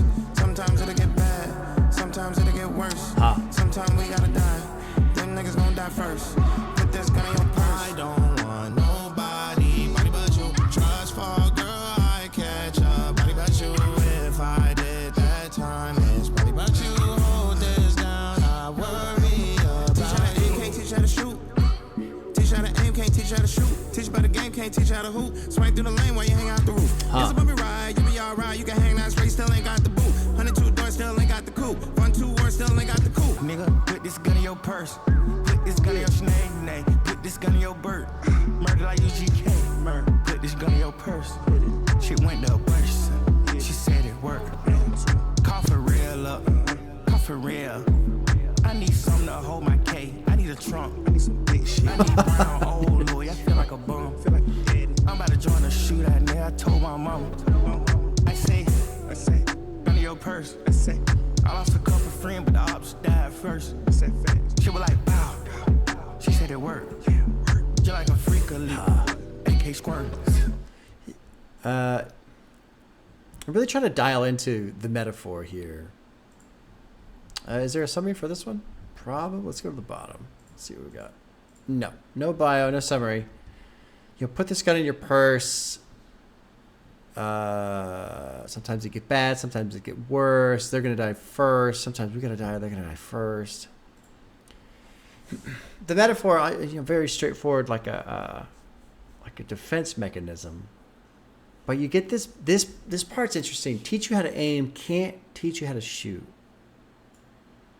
Teach you how to aim, can't teach you how to shoot. And that's pretty. I like that in terms of like a metaphor of. Put this gun in your purse. Put this defense mechanism in your toolkit, essentially. But then the person, you can teach someone how to do something, but then they have to be the ones to do it. You can't, the classic saying, right? You can lead a horse to water, but you can't make it drink. That type of a thing. But there's more to it than just that, because there's a theme too of, it's going to get bad. It's going to get worse. So you got to do these things, these defensive mechanisms. But I feel like I'm missing something, or I'm probably just overthinking it. Probably both. Missing something and overthinking it. Probably missing something because I'm overthinking it. Let's keep going. But the reason why I'm focusing on that is because, man, he's really emphasizing, put this gun in your purse. Let's keep going. Let's finish this one up. Maybe my brain will get smarter in the next 70 seconds. Probably not. Give me that pussy girl purr. Give me that pussy girl, yeah. You wanna be what I need. Baby, I'm keeping it straight. Wanna do something for me. Put the beat clock right under your seat. Bitch, keep getting my way. He cannot go for a day. He need this pussy that day. Today. He never done it for who? You. He finna do what I think. Okay. They be just mad cause they hate. Ooh, I can't stand when they hate. Your purse. Put this gun in your purse. Put this gun in your purse. Sometimes it'll get bad. Sometimes it'll get worse. Sometimes we gotta die. Them niggas gonna die first. Well, most of you already know what I'm going to say because you've heard me say it before. You know, it's repetitive. But the repetitive nature of this song, the quality of it, it's definitely mantra. Mantra. Put this gun in your purse. And it's, you know, in a way, it's he's basically saying, you keep your guard up. Keep your guard up. It's going to get bad. It's going to get worse. Just keep your guard up. That's really what I feel like. I feel like that's what I'm hearing. And so when I like stop taking it in such a literal, analytic type mindset and just let it flip around and become the mantra that it is, on the back end of the track, it was starting to click. I felt like it was starting to click a little bit more. Initially, I was like, okay, yeah, but the gun's in the purse now. Now what? You know? But that's not really what it's about. It's more of just, in a way, it's more of like just survive. Know that you're gonna need to do some things to do that. Just keep this, you know, in the metaphor, keep this gun in your purse. Just be on the ready. I can teach you. I love this. I really love this. Teach you how to aim. I can't teach you how to shoot. And really, that is kind of the difference sometimes in life, right? You can know something's coming. You can understand the scenario you're in. You can even know the right decision to make. But sometimes that's the real challenge, is actually making the decision, doing the thing, whether it's standing up for yourself, whether it's walking away because you know it's a waste of time. You know, there's a lot of different ways things can go. And sometimes that's just the hardest part. I mean, sometimes it's just breaking your own loop, you know, getting stuck in these cycles, whatever it is, and just going, no, not today. I already want to hear that one again because I feel like that's a song where I had to tell my brain to shut up and relax and just let it play. Because my very, very analytical mind is going, it's too repetitive. But that's also the point, is to repeat the idea, keep the mantra going. So I'll be interested to see if that one grows on me. Tia Kareen, first time hearing her, would kind of like to hear more of her. Would kind of like to hear more of her. Yeah. Interesting. Okay, undecided on Gun in Your Purse. Let's move on to 11. This is called Tree. Oh, it's got Lil Wayne and Smino. All right. It's good. Producers are Groove and Dex Level. Dex Level's been in a bulk of the production. A bulk. All right, let's jump in. Track 11, Tree. Did I press play? Let's try pressing play. There we go. Imagine that.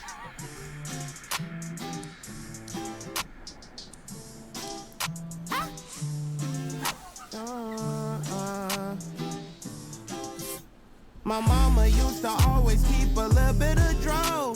The incense in the window while she folding her clothes. And no life or habits issues, there will never be a problem with the weed. She told me, son, don't worry, don't you have no shame. There's gonna be frustration in this white man's game. And they're gonna have us tied up once it's legalized. Because it is a trend. My mama had to work. My mama had to birth 2 kids. My mama drove to church in iron shirts and kept a smirk. And I think my mama must have worked that saltine at the factor. Why she came home crying and said, I'm tired of these crackers. I roll up for pretty girls that's on their grind getting paid. I roll up for women who like want no crystal staircase. And I roll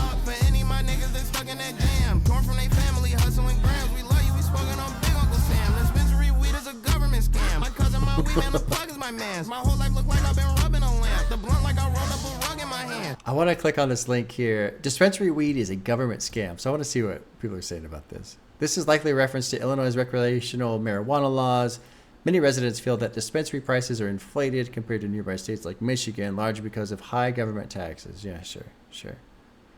Illinois also has a reputation for government corruption and persistent budget shortfalls, which adds to the public perception around the issue. Okay, that makes sense. Yeah. I love it. I think my mama must have worked at the saltine factory because why? Because she came home crying and said, I'm tired of these crackers. Oh, fuck. I love. My mama used to always keep a little bit of draw of the incense in the window while she's folding our clothes, man. And though life will have its issues, there would never be a problem with the weed. Guys, I wish I could smoke. I wish I could smoke. Not a lot, just a little bit all the time. not a lot. No, just a little bit all the time. That's fine. It's just a little bit all the time. What I love this too. My mama had to work. Mama had to birth. Mama drove to church, and ironed shirts and kept a smirk. I would love to see a picture of her smirk. I love a good smirk. You don't see them very often. That's what makes them so special to me. When somebody cracks off a good smirk, oh man. It's like being in on a secret with somebody. Dispensary weed is a government scam. My cousin, my weed man, the plug is my man's. My whole life looks like I've been rubbing a lamp. The blunt like I rolled up a rug in my hand. All right, let's keep going. This is funny.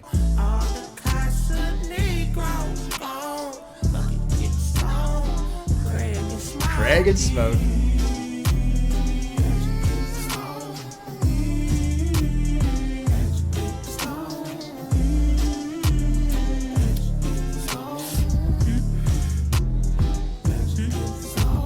My mama had to work, yeah. My stepdaddy had to work.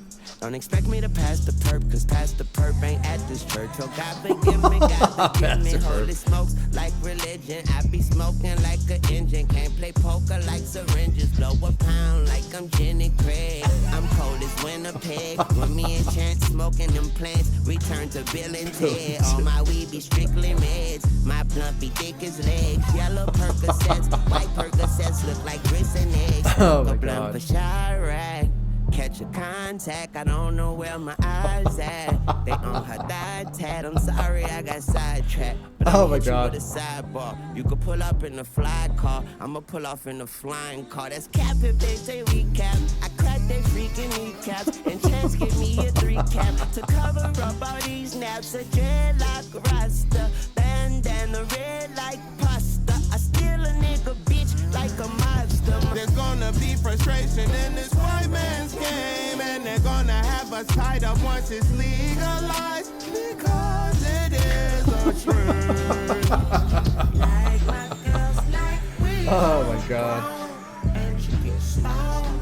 She stoned. All the Casa Negros gone. Fucking get stoned. Craig and Smokey. Craig and Smokey. Classic characters. Craig and Smokey. I love it. I love it when Smokey's he's going home real quick because he wants to go to the bathroom or something like that. I think that's what it is. He goes to walk off and Craig's all, hey, come back. Because he's all pissed off because Smokey fucking smoked up all the big worms fucking weed and he doesn't have any money to pay him. Come back. That shit's great. I need to watch that movie again. It's been a while. Well, it hasn't been too long. I think I watched it with my son somewhat recently. Great movie, though. Friday. Classic movie. All right, let's move on. Track 12. It's called Burn Your Block. Producers are August Finberg, Dex Level, and Becky and the Birds. All right, here we go. Dropping it at 12. Burn Your Block. I know I'm not really touching it. I should go back because fucking Lil Wayne's verse was great. Don't expect me to pass the perp because Pastor Perp ate at this church.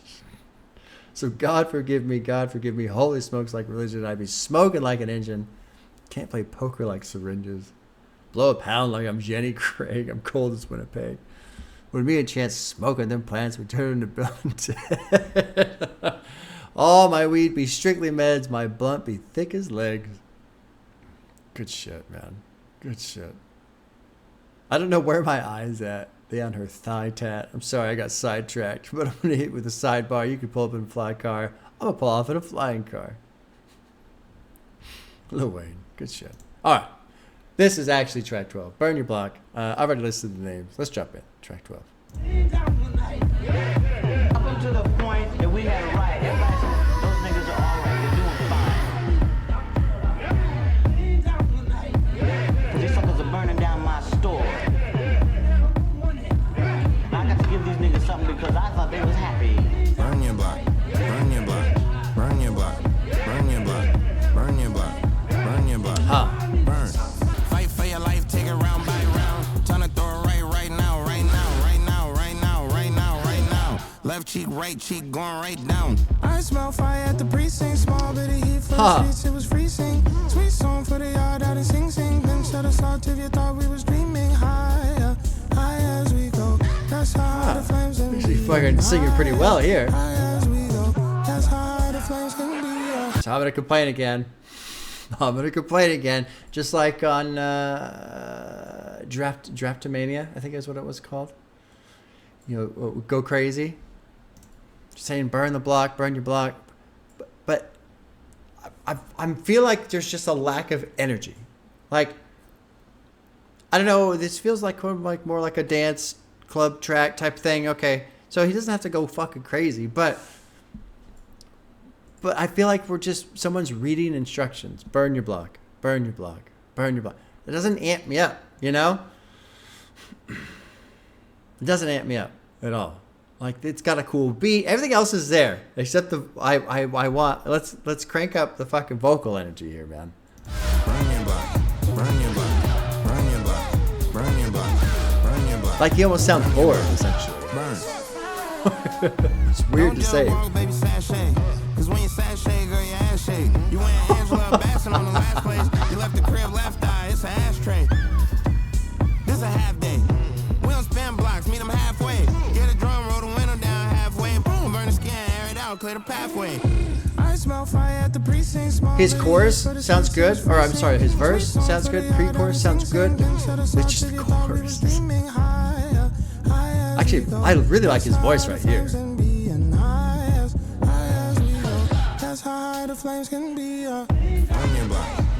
But right here, he sounds bored. Burn your block. Burn your block.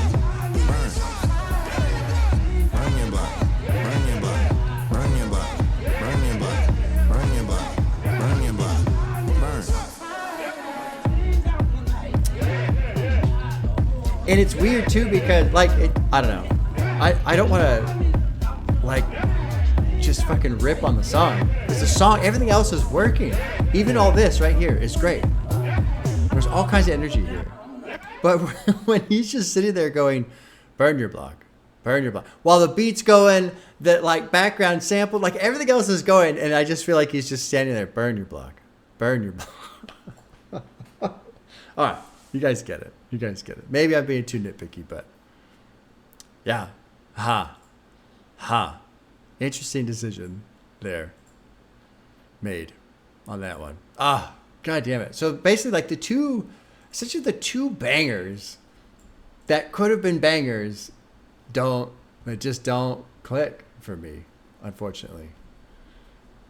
I don't even know. I still don't know how to pronounce it. Drapetomania? Burn your block. Oh well. What are you going to do? You know, what are you going to do? Maybe, I don't know. I want to say maybe this one grows on me, but God, that chorus just falls flat for me. Very flat for me. It's too bad. Because everything else is there. Everything else is there. Especially too, like, I'm upset. I'm upset. This was so close. We're so close to having a banger right here. But like I was going to say, another thing that's great about this is, like, lyrically, thematically, it's not so serious, right? This is a good dance track, party track, whatever you want to fucking call it, until you get to the fucking chorus. Anyway, there you go. Okay, this is 13. It's called Letters. We got Peter Cottontail, Dex Level, Nico Segal, Daryl Lilman Howell, and Dwayne Verner Jr. He was on earlier. So was Peter Cottontail. This is 13 Letters. Drop it in. Dear Emerald Avenue, Church of God, I hope this message reached you well. I wrote this with a broken heart.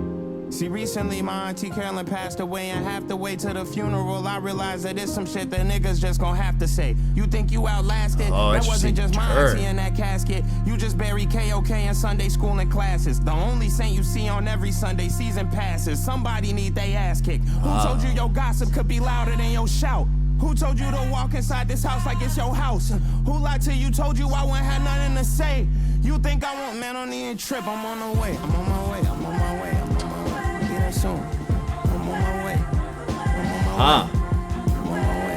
Interesting turn on the production right away, that deep note. Watch you spit in a man's face and call it God, but when it's really on, your dogma is silent Bob. You just take them government checks and smile and nod. I rebuke you in the name of the child of God. I boil a pot of living water till it's scalded and hot and pour it on the altar of the false fallen gods. That means the church and the state. I'm here to separate. Y'all think I'm finna play with any? Matter of fact, I'm on my way. I'm on my way. God damn. Holy shit. Now don't lay down now. When you know that we at war, don't lay down now. When there's fire at your door, don't lay down now. When you know that they should fill a noose, know it ain't shit to lynch a Dylan Roof. Instead, you let the killer loose and kick out folks that you can't handle. Find more money, try to hide more scandals. That light glow from the mob is not more candles. These is torches to burn it. Matter of fact, you gon' see we on our way. Holy shit. Holy shit. Holy shit. Who's stealing roof? Perpetrator of the 2015 Emmanuel Church shooting, a racially motivated mass shooting. 9 people were killed, all black. Dude, this is a fucking burner. Like, it's funny, the previous track was Burn Your Block. This is the burner right here. Holy shit. Let's finish it, and then we'll go through these scathing lyrics. Fucking scathing lyrics, my God. And the production to match. Oh, that low growl of bass. Ooh, that's just great. That's great. Let's keep going. Holy shit. Dear body, bruised and broke body, abused, confused, and soaked body. The light of his eye, the love in his hands, the one that got his love in advance, the love of his life, the covenant stands, the body. The nobodies, the ones that went back in search of more bodies, the ones that placed coins and mourned and washed feet, ones that watched the little bodies that lost all heat, the body. His child, his pride, his joy. If I have no words, my sword, my voice. I write to you with tattooed tears and heavy shoulders. An angel with a hand on his hip, the gun holster. What is violence if not silence? So sling that rock and slay that giant slow. Load that Glock, nigga, kill that tyrant. See, line those dots, connect everybody. Love, chance, PS, bless everybody. Holy shit, man. Well, there's the banger. Oh my God. Holy shit. I've almost got fucking goosebumps there. This is ruthless. Dear Emerald Avenue Church of God. Let's click on this real quick. Okay. Dear Emerald Avenue Church of God. I hope this message reached you well. I wrote this with a broken heart. Recently, my Auntie Carolyn passed away. And halfway to the funeral, I realized that this is some shit that people are just going to have to say. You think you outlasted. That wasn't just my auntie in that casket. You just buried KOK and Sunday schooling classes. So this part, I was a little confused on because I feel like he's blaming them for her death, but I don't know what's going on here. The only saint you see on every Sunday season pass is somebody who need their ass kicked. Who told you your gossip could be louder than your shout? Who told you walk inside this house like it's your house? Who lied to you, told you I wouldn't have nothing to say?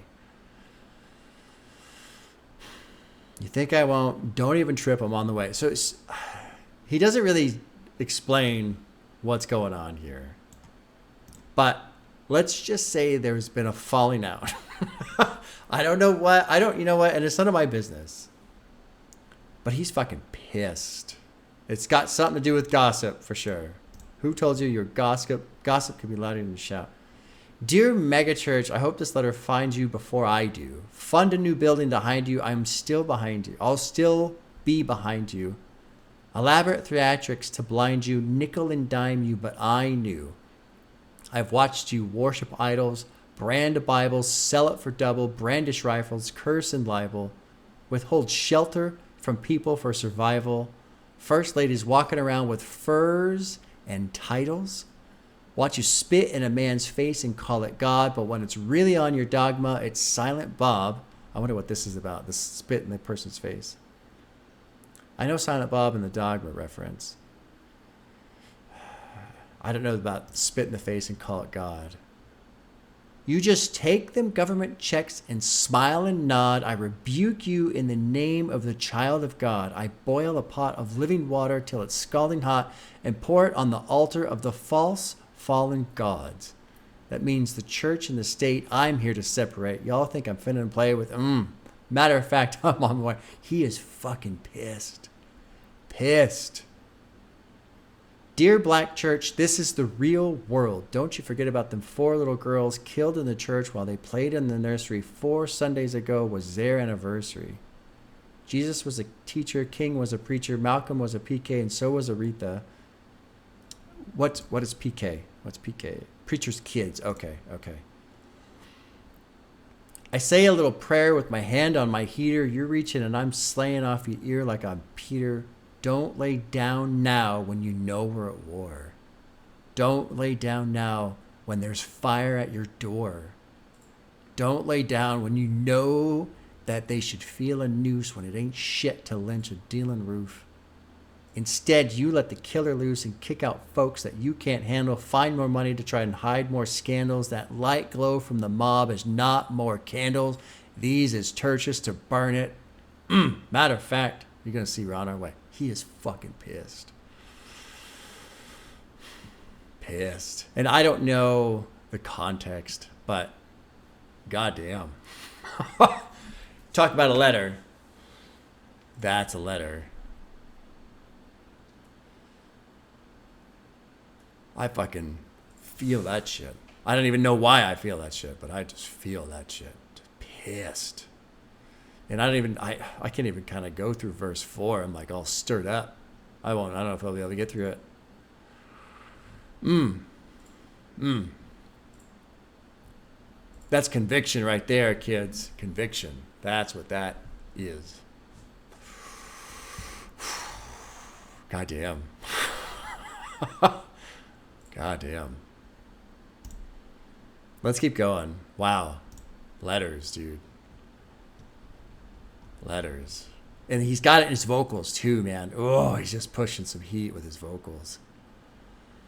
Dear, I said I can't do it. I'm gonna go for it. Dear body, bruised and broke body, abused, confused, and soaked body. The light of his eye, the love in his hands. The one got his love in advance. The love of his life. The covenant stands. The body, the nobodies. The ones that went back in search of more bodies. The ones that placed coins and mourned and washed feet. What is this about?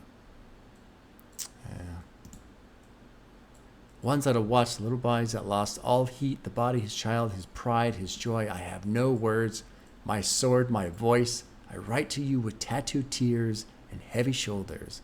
An angel with a hand on his hip, the gun holstered. What is violence if not silence? So sling that rock and slay the giant. Yeah, I can't quite get through it. Almost. I got through most of it. Right on that ragged edge again. It's incredible how I can sit here and listen to a song, have no understanding about the finer context, not be religious, not be involved with the community, not know any of the history, but feel the fucking passion so much that it tightens my own throat. That's a fucking amazing song, Letters. Like, oof, just fucking, this final section's so good. I can't even talk about it. It's just excellent. It's just fucking incredible, seething rage. Oh. Okay. Let's keep going. This one's called Speed of Light. We got a couple features here. We got Lion Babe and BJ the Chicago Kid, Peter Cottontail, Nate Fox, Ducks Level, and Obed are producing. I think I said Ducks Level. It's Dex, not Ducks. Anyway, here's track 14, Speed of Light. Letters, fucking fire.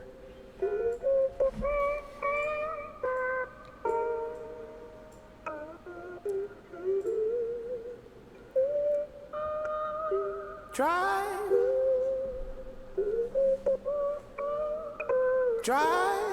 Huh. Go somewhere. Go somewhere.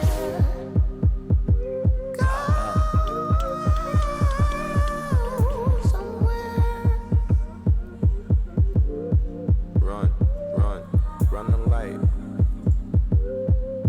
light. Run. Huh. Run. The speed of light. That shines when it's dark. Special for you. Know the light is in you. It's just in their nature. They wanna erase ya. They don't wanna race them boys could barely even chase ya. You don't let it phase ya. You keep moving faster. You don't serve no master. That's just why you're major. I like that a lot. Faster than a laser. Fuck that traffic. We keep moving at the speed of light. I like the faster tempo here.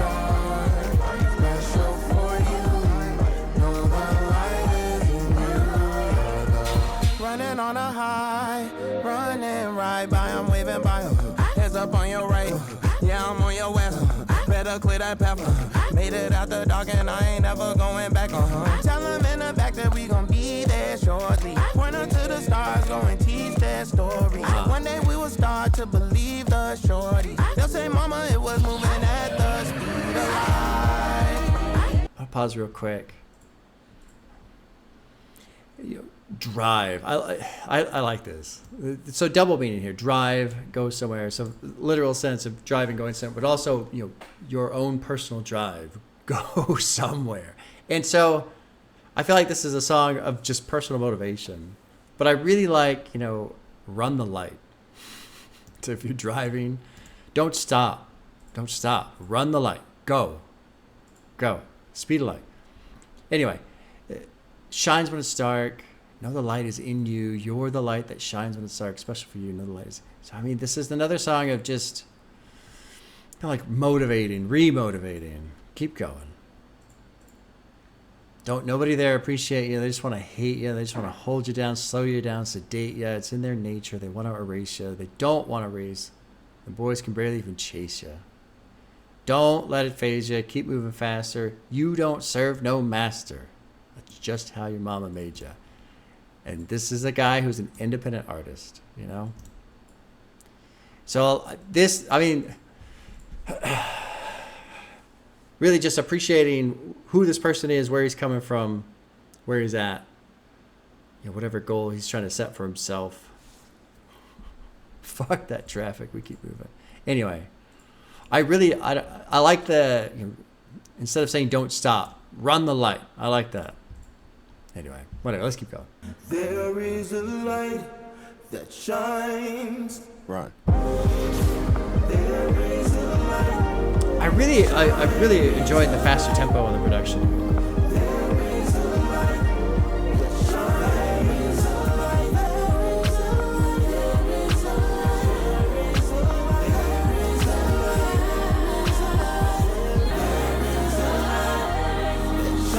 It's beautiful through here.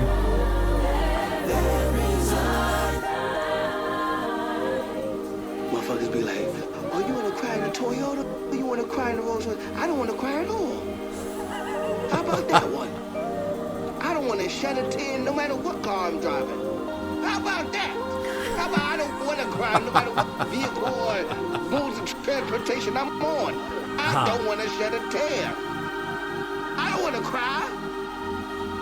This is happy tears. If it ain't happy tears, I don't care what it is. Yeah, I like Speed of Light. I'm cool with that one. I'm glad this whole outro cracks off with, motherfuckers be like, oh, you want to cry in a Toyota or you want to cry in a Rolls Royce? I don't want to cry at all. And I mean, I know it's just kind of it's not really a silly outro, but the very obvious point being driven home is just because you got a fancy car doesn't mean you fucking feel better about it. I love Crown. Can't even please myself.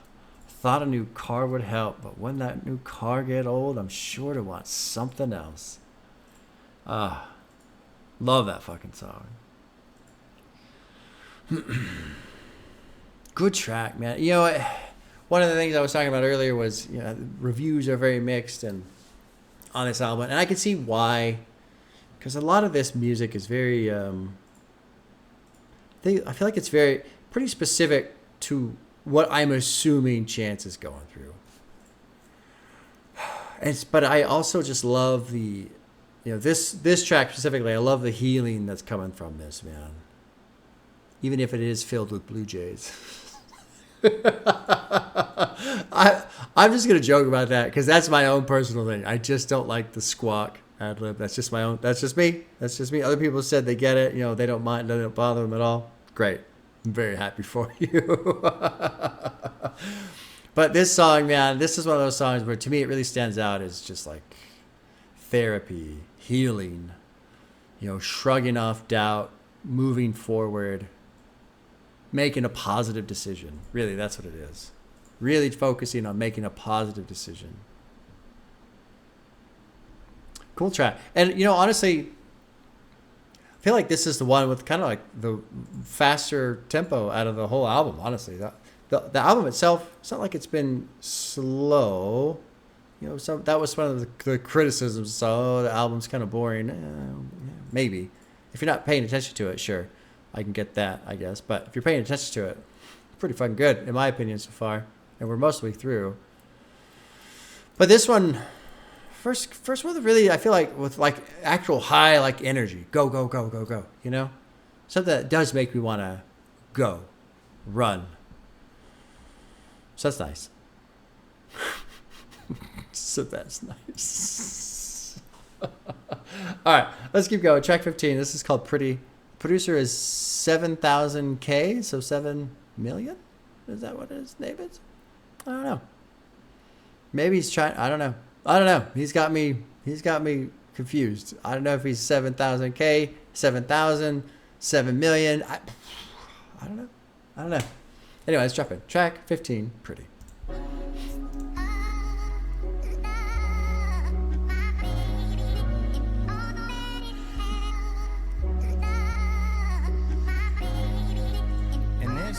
Too damn fine award goes Too damn fine. Damn, this is my award.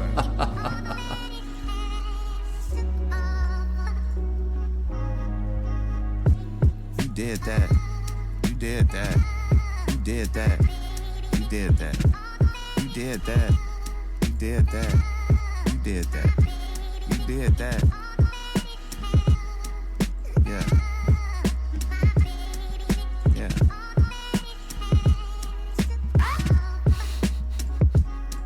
Yo, who that in that hat? Floating across the stage. Oh, that's just a boat. Floating across the page. Best of all time. The Yes, tomorrow. boat. Yesterday. Best of all time. Yesterday. Yes, in March. Yes, in April. Yes, in May. I look into the mirror like, yes. Napoleon Dolomite. The pen got a complex. Napoleon Temperate shoulder height. Dolomite. My necklace always dancing. My wrist is a socialite. I'm pretty than a Seminole on St. Joseph night. That ultralight, floodlight, beam light. But when I see me, I see the light. Back from off the mount, they see me, they see the light. I'm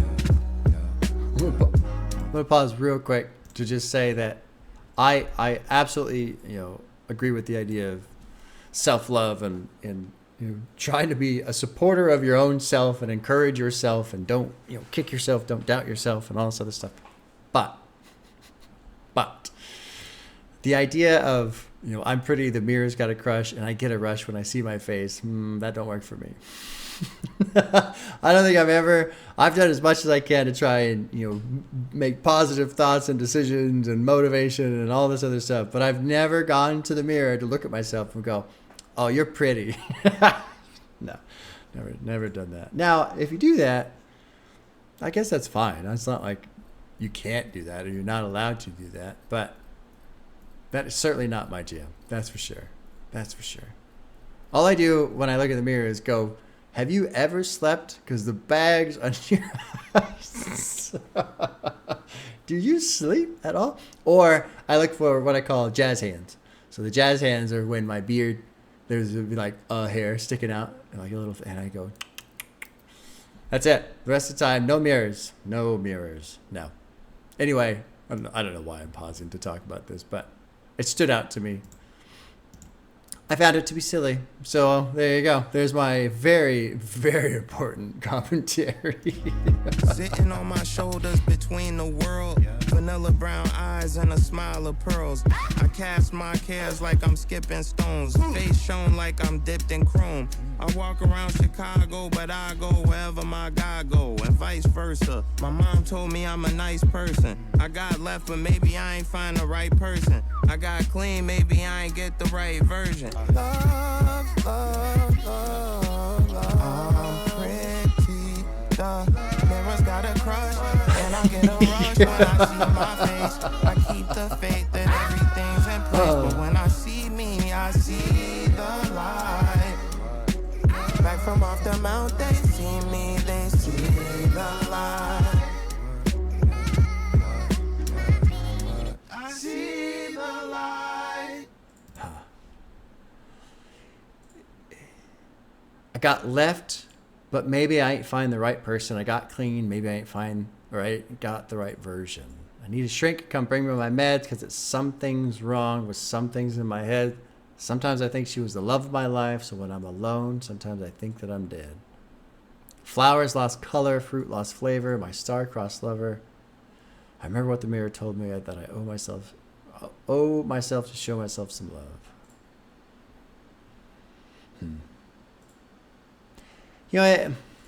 Even though this song doesn't necessarily work for me just on a personal level, I certainly like the message. He's essentially trying to recover, right, from a fucking divorce, breakup. And, I thought sometimes I think she was the love of my life, and especially when you do get married and you are married for a while and then you have kids and all that stuff and then it doesn't work, like, yeah. But I just, I can't help but laugh at the I'm pretty, the mirror's got a crush. That for me, I just, no, that just doesn't work for me. That's all. Nothing wrong with it, but it just doesn't work for me. Makes me giggle.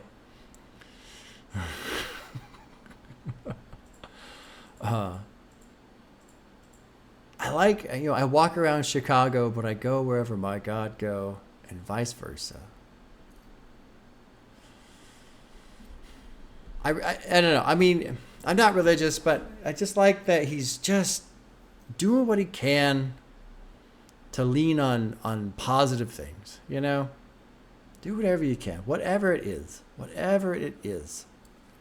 And so, even though, this specific message doesn't necessarily click with me, the meaning of the message is still true. Still very, very true. Just do what you can to support yourself. At minimum, don't kick yourself. The world will just do plenty of that for you without even asking, all day, every day. So don't kick yourself. And if you want to go look in the mirror and call yourself pretty, especially if it makes you laugh, that's fine too. Go ahead and do that. Especially if it makes you laugh. Laughter is a great tool. Great tool. I gotta sit up. I bought this new chair to fix, help with my posture because my back, I've got a nerve thing in my back. It's been like that for, over 10 years at least. And I found if I sit up all right, I don't pinch that little nerve, And, well, anyway, so I have to sit up straight. There you go. There's my story. Wonderful story. I'll tell it again for you later. It'll be a Patreon bonus telling the story about sitting up straight. Got to pay extra for that. This is track 16. It's called Just a Drop. We've got Chance the Rapper, Jay Electronica, who I am familiar with. Who am I thinking of, though? There's an album, an instrumental album. It's not Donuts. That's Jay Dilla. Or Dilla. It's the other one. Oh, God. But I don't think that's him. I don't think. Anyway, it's the album I can't remember is made by a different guy whose name I can't remember. So it's not Jay Electronica. That's also a bonus story right there. You get that one for free, though. Producers are Stick, Sports Striker, Catholic Light. Oh, it's good they were almost done because I'm getting stupid. I'm getting real stupid. Here we go. Track 16, Just a Drop. Yeah.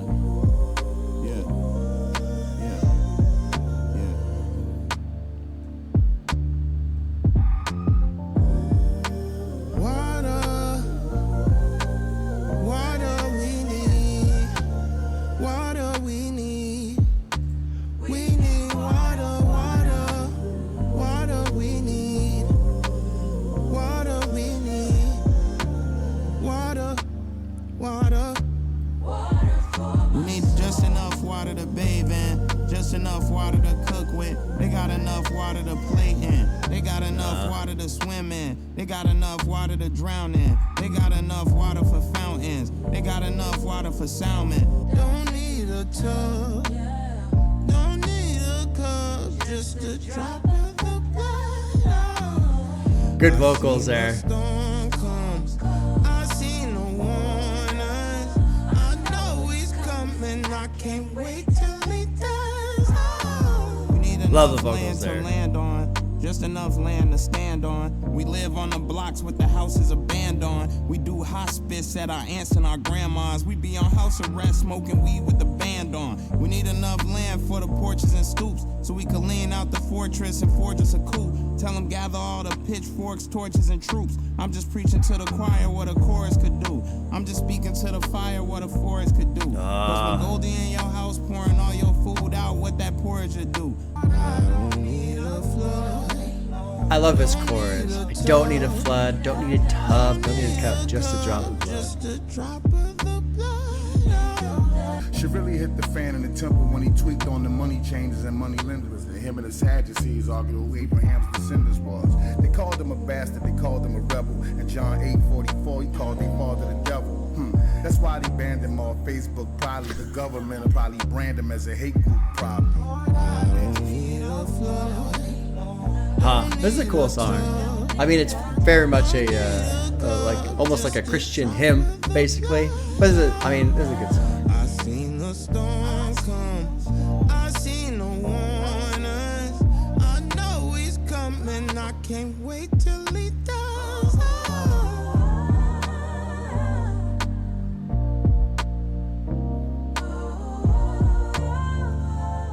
Yeah. Ooh, good song. Good song.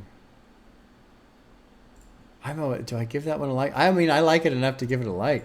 And I know that sounds like a backhanded compliment or something like that. But basically, I say it that way because it is so. I mean, he's literally talking about Jesus in his verse. So, like, it's definitely. I mean, this is basically like a Christian. This is basically a Christian hymn. Well, except for the hymn part. But yeah, I love this. I'm just preaching to the choir what a chorus could do. I'm just speaking to the fire what a forest could do. So, a whole forest fire, basically. As someone who lives in California and sees forest fires basically every single fucking year and the aftermath, yeah, there's something, that's a lot right there. I'm not going to tear into the lyrics. The lyrics are very straightforward on this one, so I don't feel like there's anything to, analyze. It's very straightforward. Very easy to understand. Good shit. Another good song, man. Good song. I'm impressed. It's hard for me to enjoy something where the theme is so heavy in that direction, but that was a good job. Love the production. Love how chilled out it is. Nice and calm, essentially. just thoughtful, patient. Okay, final track 17, Speed of Love. We've got Dex Level, Mario Luciano, and Peter Cottontail closing things out. Final track of Starline. Here we go. Speed of Love. Dropping it. So when will real love come and find me? Oh, that's kind of sad right there. Heart and head like lightning. Where the love at? Where the love at? Where the love Now where the love at? Where the love at? Where the love at?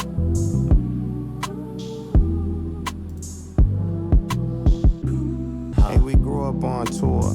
Some of these experiences seem premature, but these dreams came from pure hip-hop pillars. Used to off-top dealers, but when shit got faker, that's when shit got realer. Oh my God, radio to the meet and greet, then the show. Gave out hugs like we had tentacles.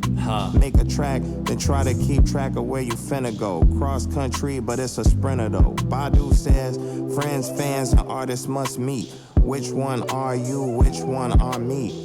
Gone break a leg, leave it all on the stage. If your life fall apart, leave it all on the page.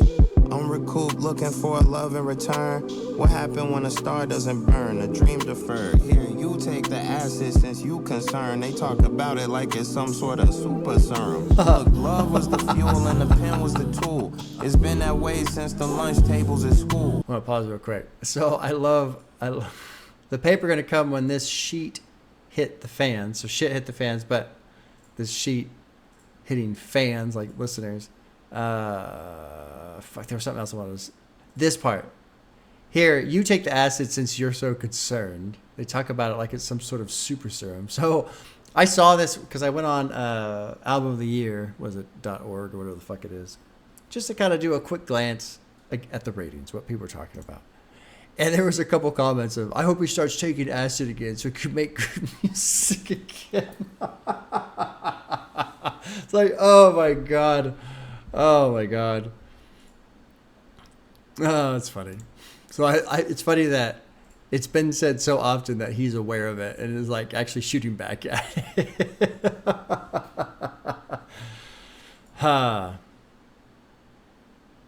But these dreams came from pure hip-hop pillars used to tip off to off-top dealers.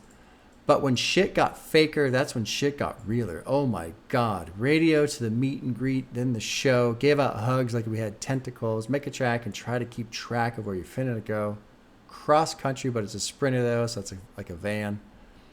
Badu says, friends, fans, and artists must meet. Which one are you? Which one are me? Go on, break a leg. Leave it all on stage. If your life fall apart, leave it all on a page. Unrecouped, looking for a love in return. What happens when a star doesn't burn? Let's keep going. Cool track. Good closer so far too for the album. Where the love at? Where the love at? Jasmine sounds great too.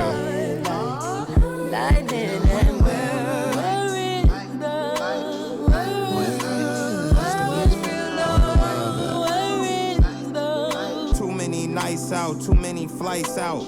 250-cent cakes, too many bites out. The kingdom ain't the castle, it's the knights that ride for it. This a blood drive, this a highway robbery. Look me in the eyes like I ain't go broke. Or an athlete when his ankle broke. I double text and you can't go ghost. I can't cry to no late show host. I can't smile but I think those jokes. So catch me men fall like September. Still in my bag like I slept over. Rakes for the next Cobra. Badu said, friends, fans, and artists must meet. Which one are you? Which one are me? Not a star yet, just a son at the time. Me and my dad burnt them CDs one at a time. CDs. The beauty of a Sharpie in the moonlight. The writing was Baroque, the speed was cartoon-like. The love baked in barbecue grill. He taught me how to fish, how to start a new skill. He said, scale from the tail, grab the shark by the gills. If God need a boat, do your part and you build. Fuck the art of the deal, put your art in your will. So your kids never spend time starving or ill. I think about his bars too long, I start to get chills. But if you look up, that star gon' shine. I'm always in my glow. Run a light, no telling where life will be, but start and life will go. Great closer line. But start and life will go. I like that one. That's a good closer. Love how the final verse is just almost a cappella. Or is it a cappella when someone's singing no music? And then duet is... But duet can have music, right? Duet means two. Right, but it can have music, right? Okay. Just learning. I've only been listening to music for like 30 years, so it's understandable that I don't know anything about it.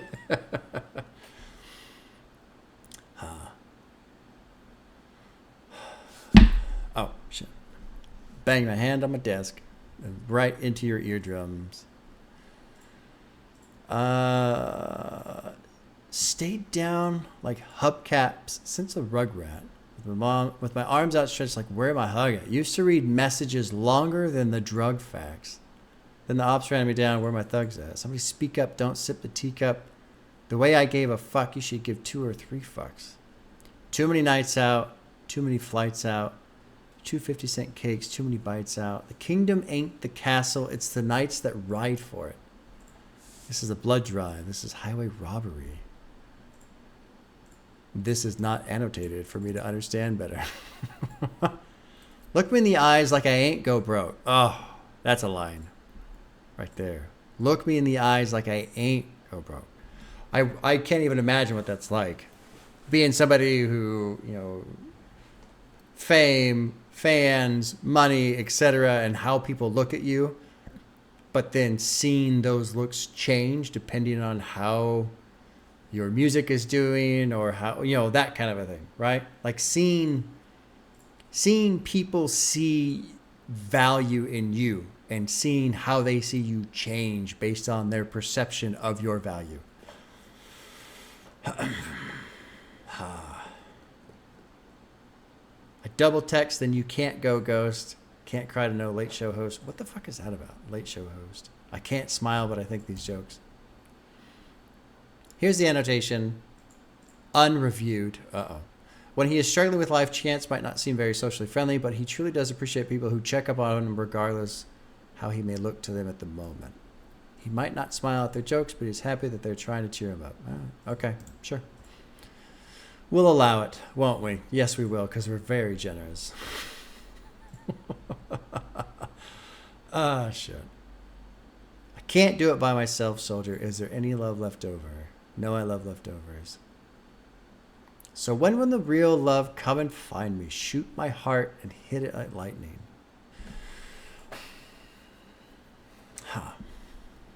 I feel like I want to try and answer this question, but it's very pompous for me to do so because I'm really coming at it from my own angle, you know? And I don't know if that's how love is, honestly. Like I've found recently in the last couple of years, I feel like love is more of just, not necessarily lightning, but just foundation. Just rock. You know, somewhere you know you can stand. Somewhere you know you can be. That's what it's felt like for me lately. I love this thing about him and his dad burning CDs. Oh, it's fucking awesome.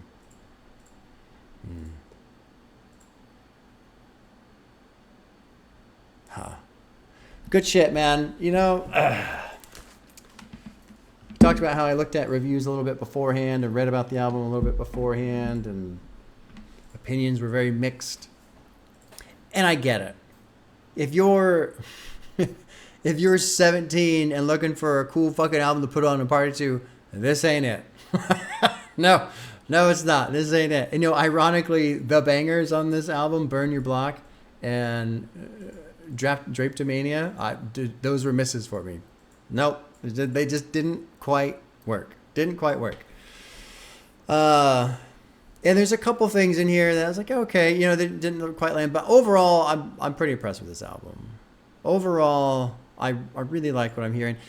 I will say this too, though, you know, for other people who aren't into the album, there is a lot of, I feel like it's a lot of Chance kind of rebuilding his own world type of a thing. And sometimes that works really well in connecting with other people. And I feel like Chance in his writing has done a good job of rebuilding his world in a way that includes the listener, so that the listener can also rebuild their world depending on what they're going through in their life. But there is a lot of that in this album, which is not a problem. That's not a criticism, but really I'm saying that to also help kind of understand why other people won't be into it. You know, we all listen to music for different reasons. And some people just want to bang around and be entertained. Some people really, really, really don't like leaving their little safety box of, I only listen to this kind of music and it has to sound like this, otherwise I don't like it. You know, they don't like it when the peas touch the mashed potatoes. Ew, that's gross. It has to be perfect. Only the things I like. And so if you're just not into this, you're not going to be into it. And I think too, him being a little bit older, him going through a fucking divorce, he's got 2 kids, you know, he misses his dad. A lot of elements of growing up in this album. And so the younger crowd, harder for them to connect with it. I think it's pretty fucking great, honestly. Let's see. Letters. Fucking. I thought my monitor was going to catch on fire with letters. I really did. Holy shit, dude. Scathing. Like, one of my favorite songs for this year is Lotus by Little Sims, because her verse on that is same thing, just fucking scathing. Love it. And Little Sims is such an excellent writer. And I remember hearing that song. Well, I mean, I still listen to it, but when I heard it the first time, I was like, all right, this is that one song this year that's going to be like this just fucking scathing song. Letters. Letters. My God. Excellent writing on that one. I love people when their pen basically just turns into a scalpel and just cuts, man. Oh my God. And that's what Letters was. The Highs and Lows, I remember being really good. I enjoyed that one. Space and Time was cool. I mean, I got a heart next to a lot of tracks. Most of the tracks. Didn't put one. So here's what I do not have a heart next to. Pretty, Burn Your Block, Gun in Your Purse, although I might get into that one on additional listens. Now that my brain will hopefully let it be a mantra, because that's what it is. Link Me in the Future, and I did not put one next to Drapetomania. So the rest of them, so what is that, 4 or 5 songs? 4 songs, 5 songs out of 17? I mean, that's the other thing too with the runtime. I'm surprised I didn't really get a feeling of feeling bored, and I think off of just first quick assessment, I think that comes from mostly the album having just a fairly consistent pace. And there's nothing in this album that's in a rush. There's nothing in this album that feels like, hurry up, got to get it done. This whole album, from really beginning to end, it is well put together. It knows its identity. It's all serving its purpose. And the purpose, again, is rebuilding. Especially too, you know, we talked about the divorce and stuff, but you know, the last album basically was a failure in a sense, right? I mean, I don't know how you define that. I'm not saying that it is a failure. I haven't heard it. I don't know shit about it, but I have not seen anything positive about that album. So as an artist, man, like, fuck. You know, how do you deal with that? How do you reset? I mean, just, I don't know, man. Do what you did here. I like it. This is a good album. I get why people aren't into it. I get why it's not screaming popular, you know, but all those things to me are fairly superficial. You know, that's more of the entertainment side of music. And there's nothing wrong with that. There's plenty of music I listen to be entertained. There's absolutely nothing wrong with that. I'm not going to try and criticize people who don't like this album because, you know, you're not required to. You're looking for something else. But if you're looking for this, Starline knows its identity and it's pulling it off pretty well. And hopefully that is the end result of Chance kind of refinding his own identity. Hopefully. It seems like he's going about it in a pretty positive way, a pretty healthy way. lots of positive messages, lots of faith, love, patience, you know, a little bit of self-analyzing, some forgiveness in there, just lots of good, healthy things in this album. Good shit. Good shit. Yeah, man. Yeah. Good shit. Pretty impressed. There was like only 1 or 2 songs where the fucking Blue Jays were going bonkers. So that was nice. I didn't have to suffer through that too much. That shit's funny.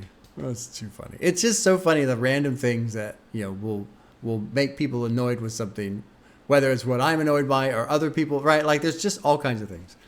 But it's funny how they manifest. Okay. What's the runtime? Almost 3 hours. I figured this was going to be long. I'm glad I waited. I'm glad I did not do this yesterday. I was tired yesterday. My son had a half day. I was going to feel rushed. I knew I wasn't going to have like the patience to really sit down and be, you know, do this, to have a long runtime. So, yeah, good shit. I'm glad I sat down with this. I really am. Really am. All right, y'all. Well, take care. We'll see you soon.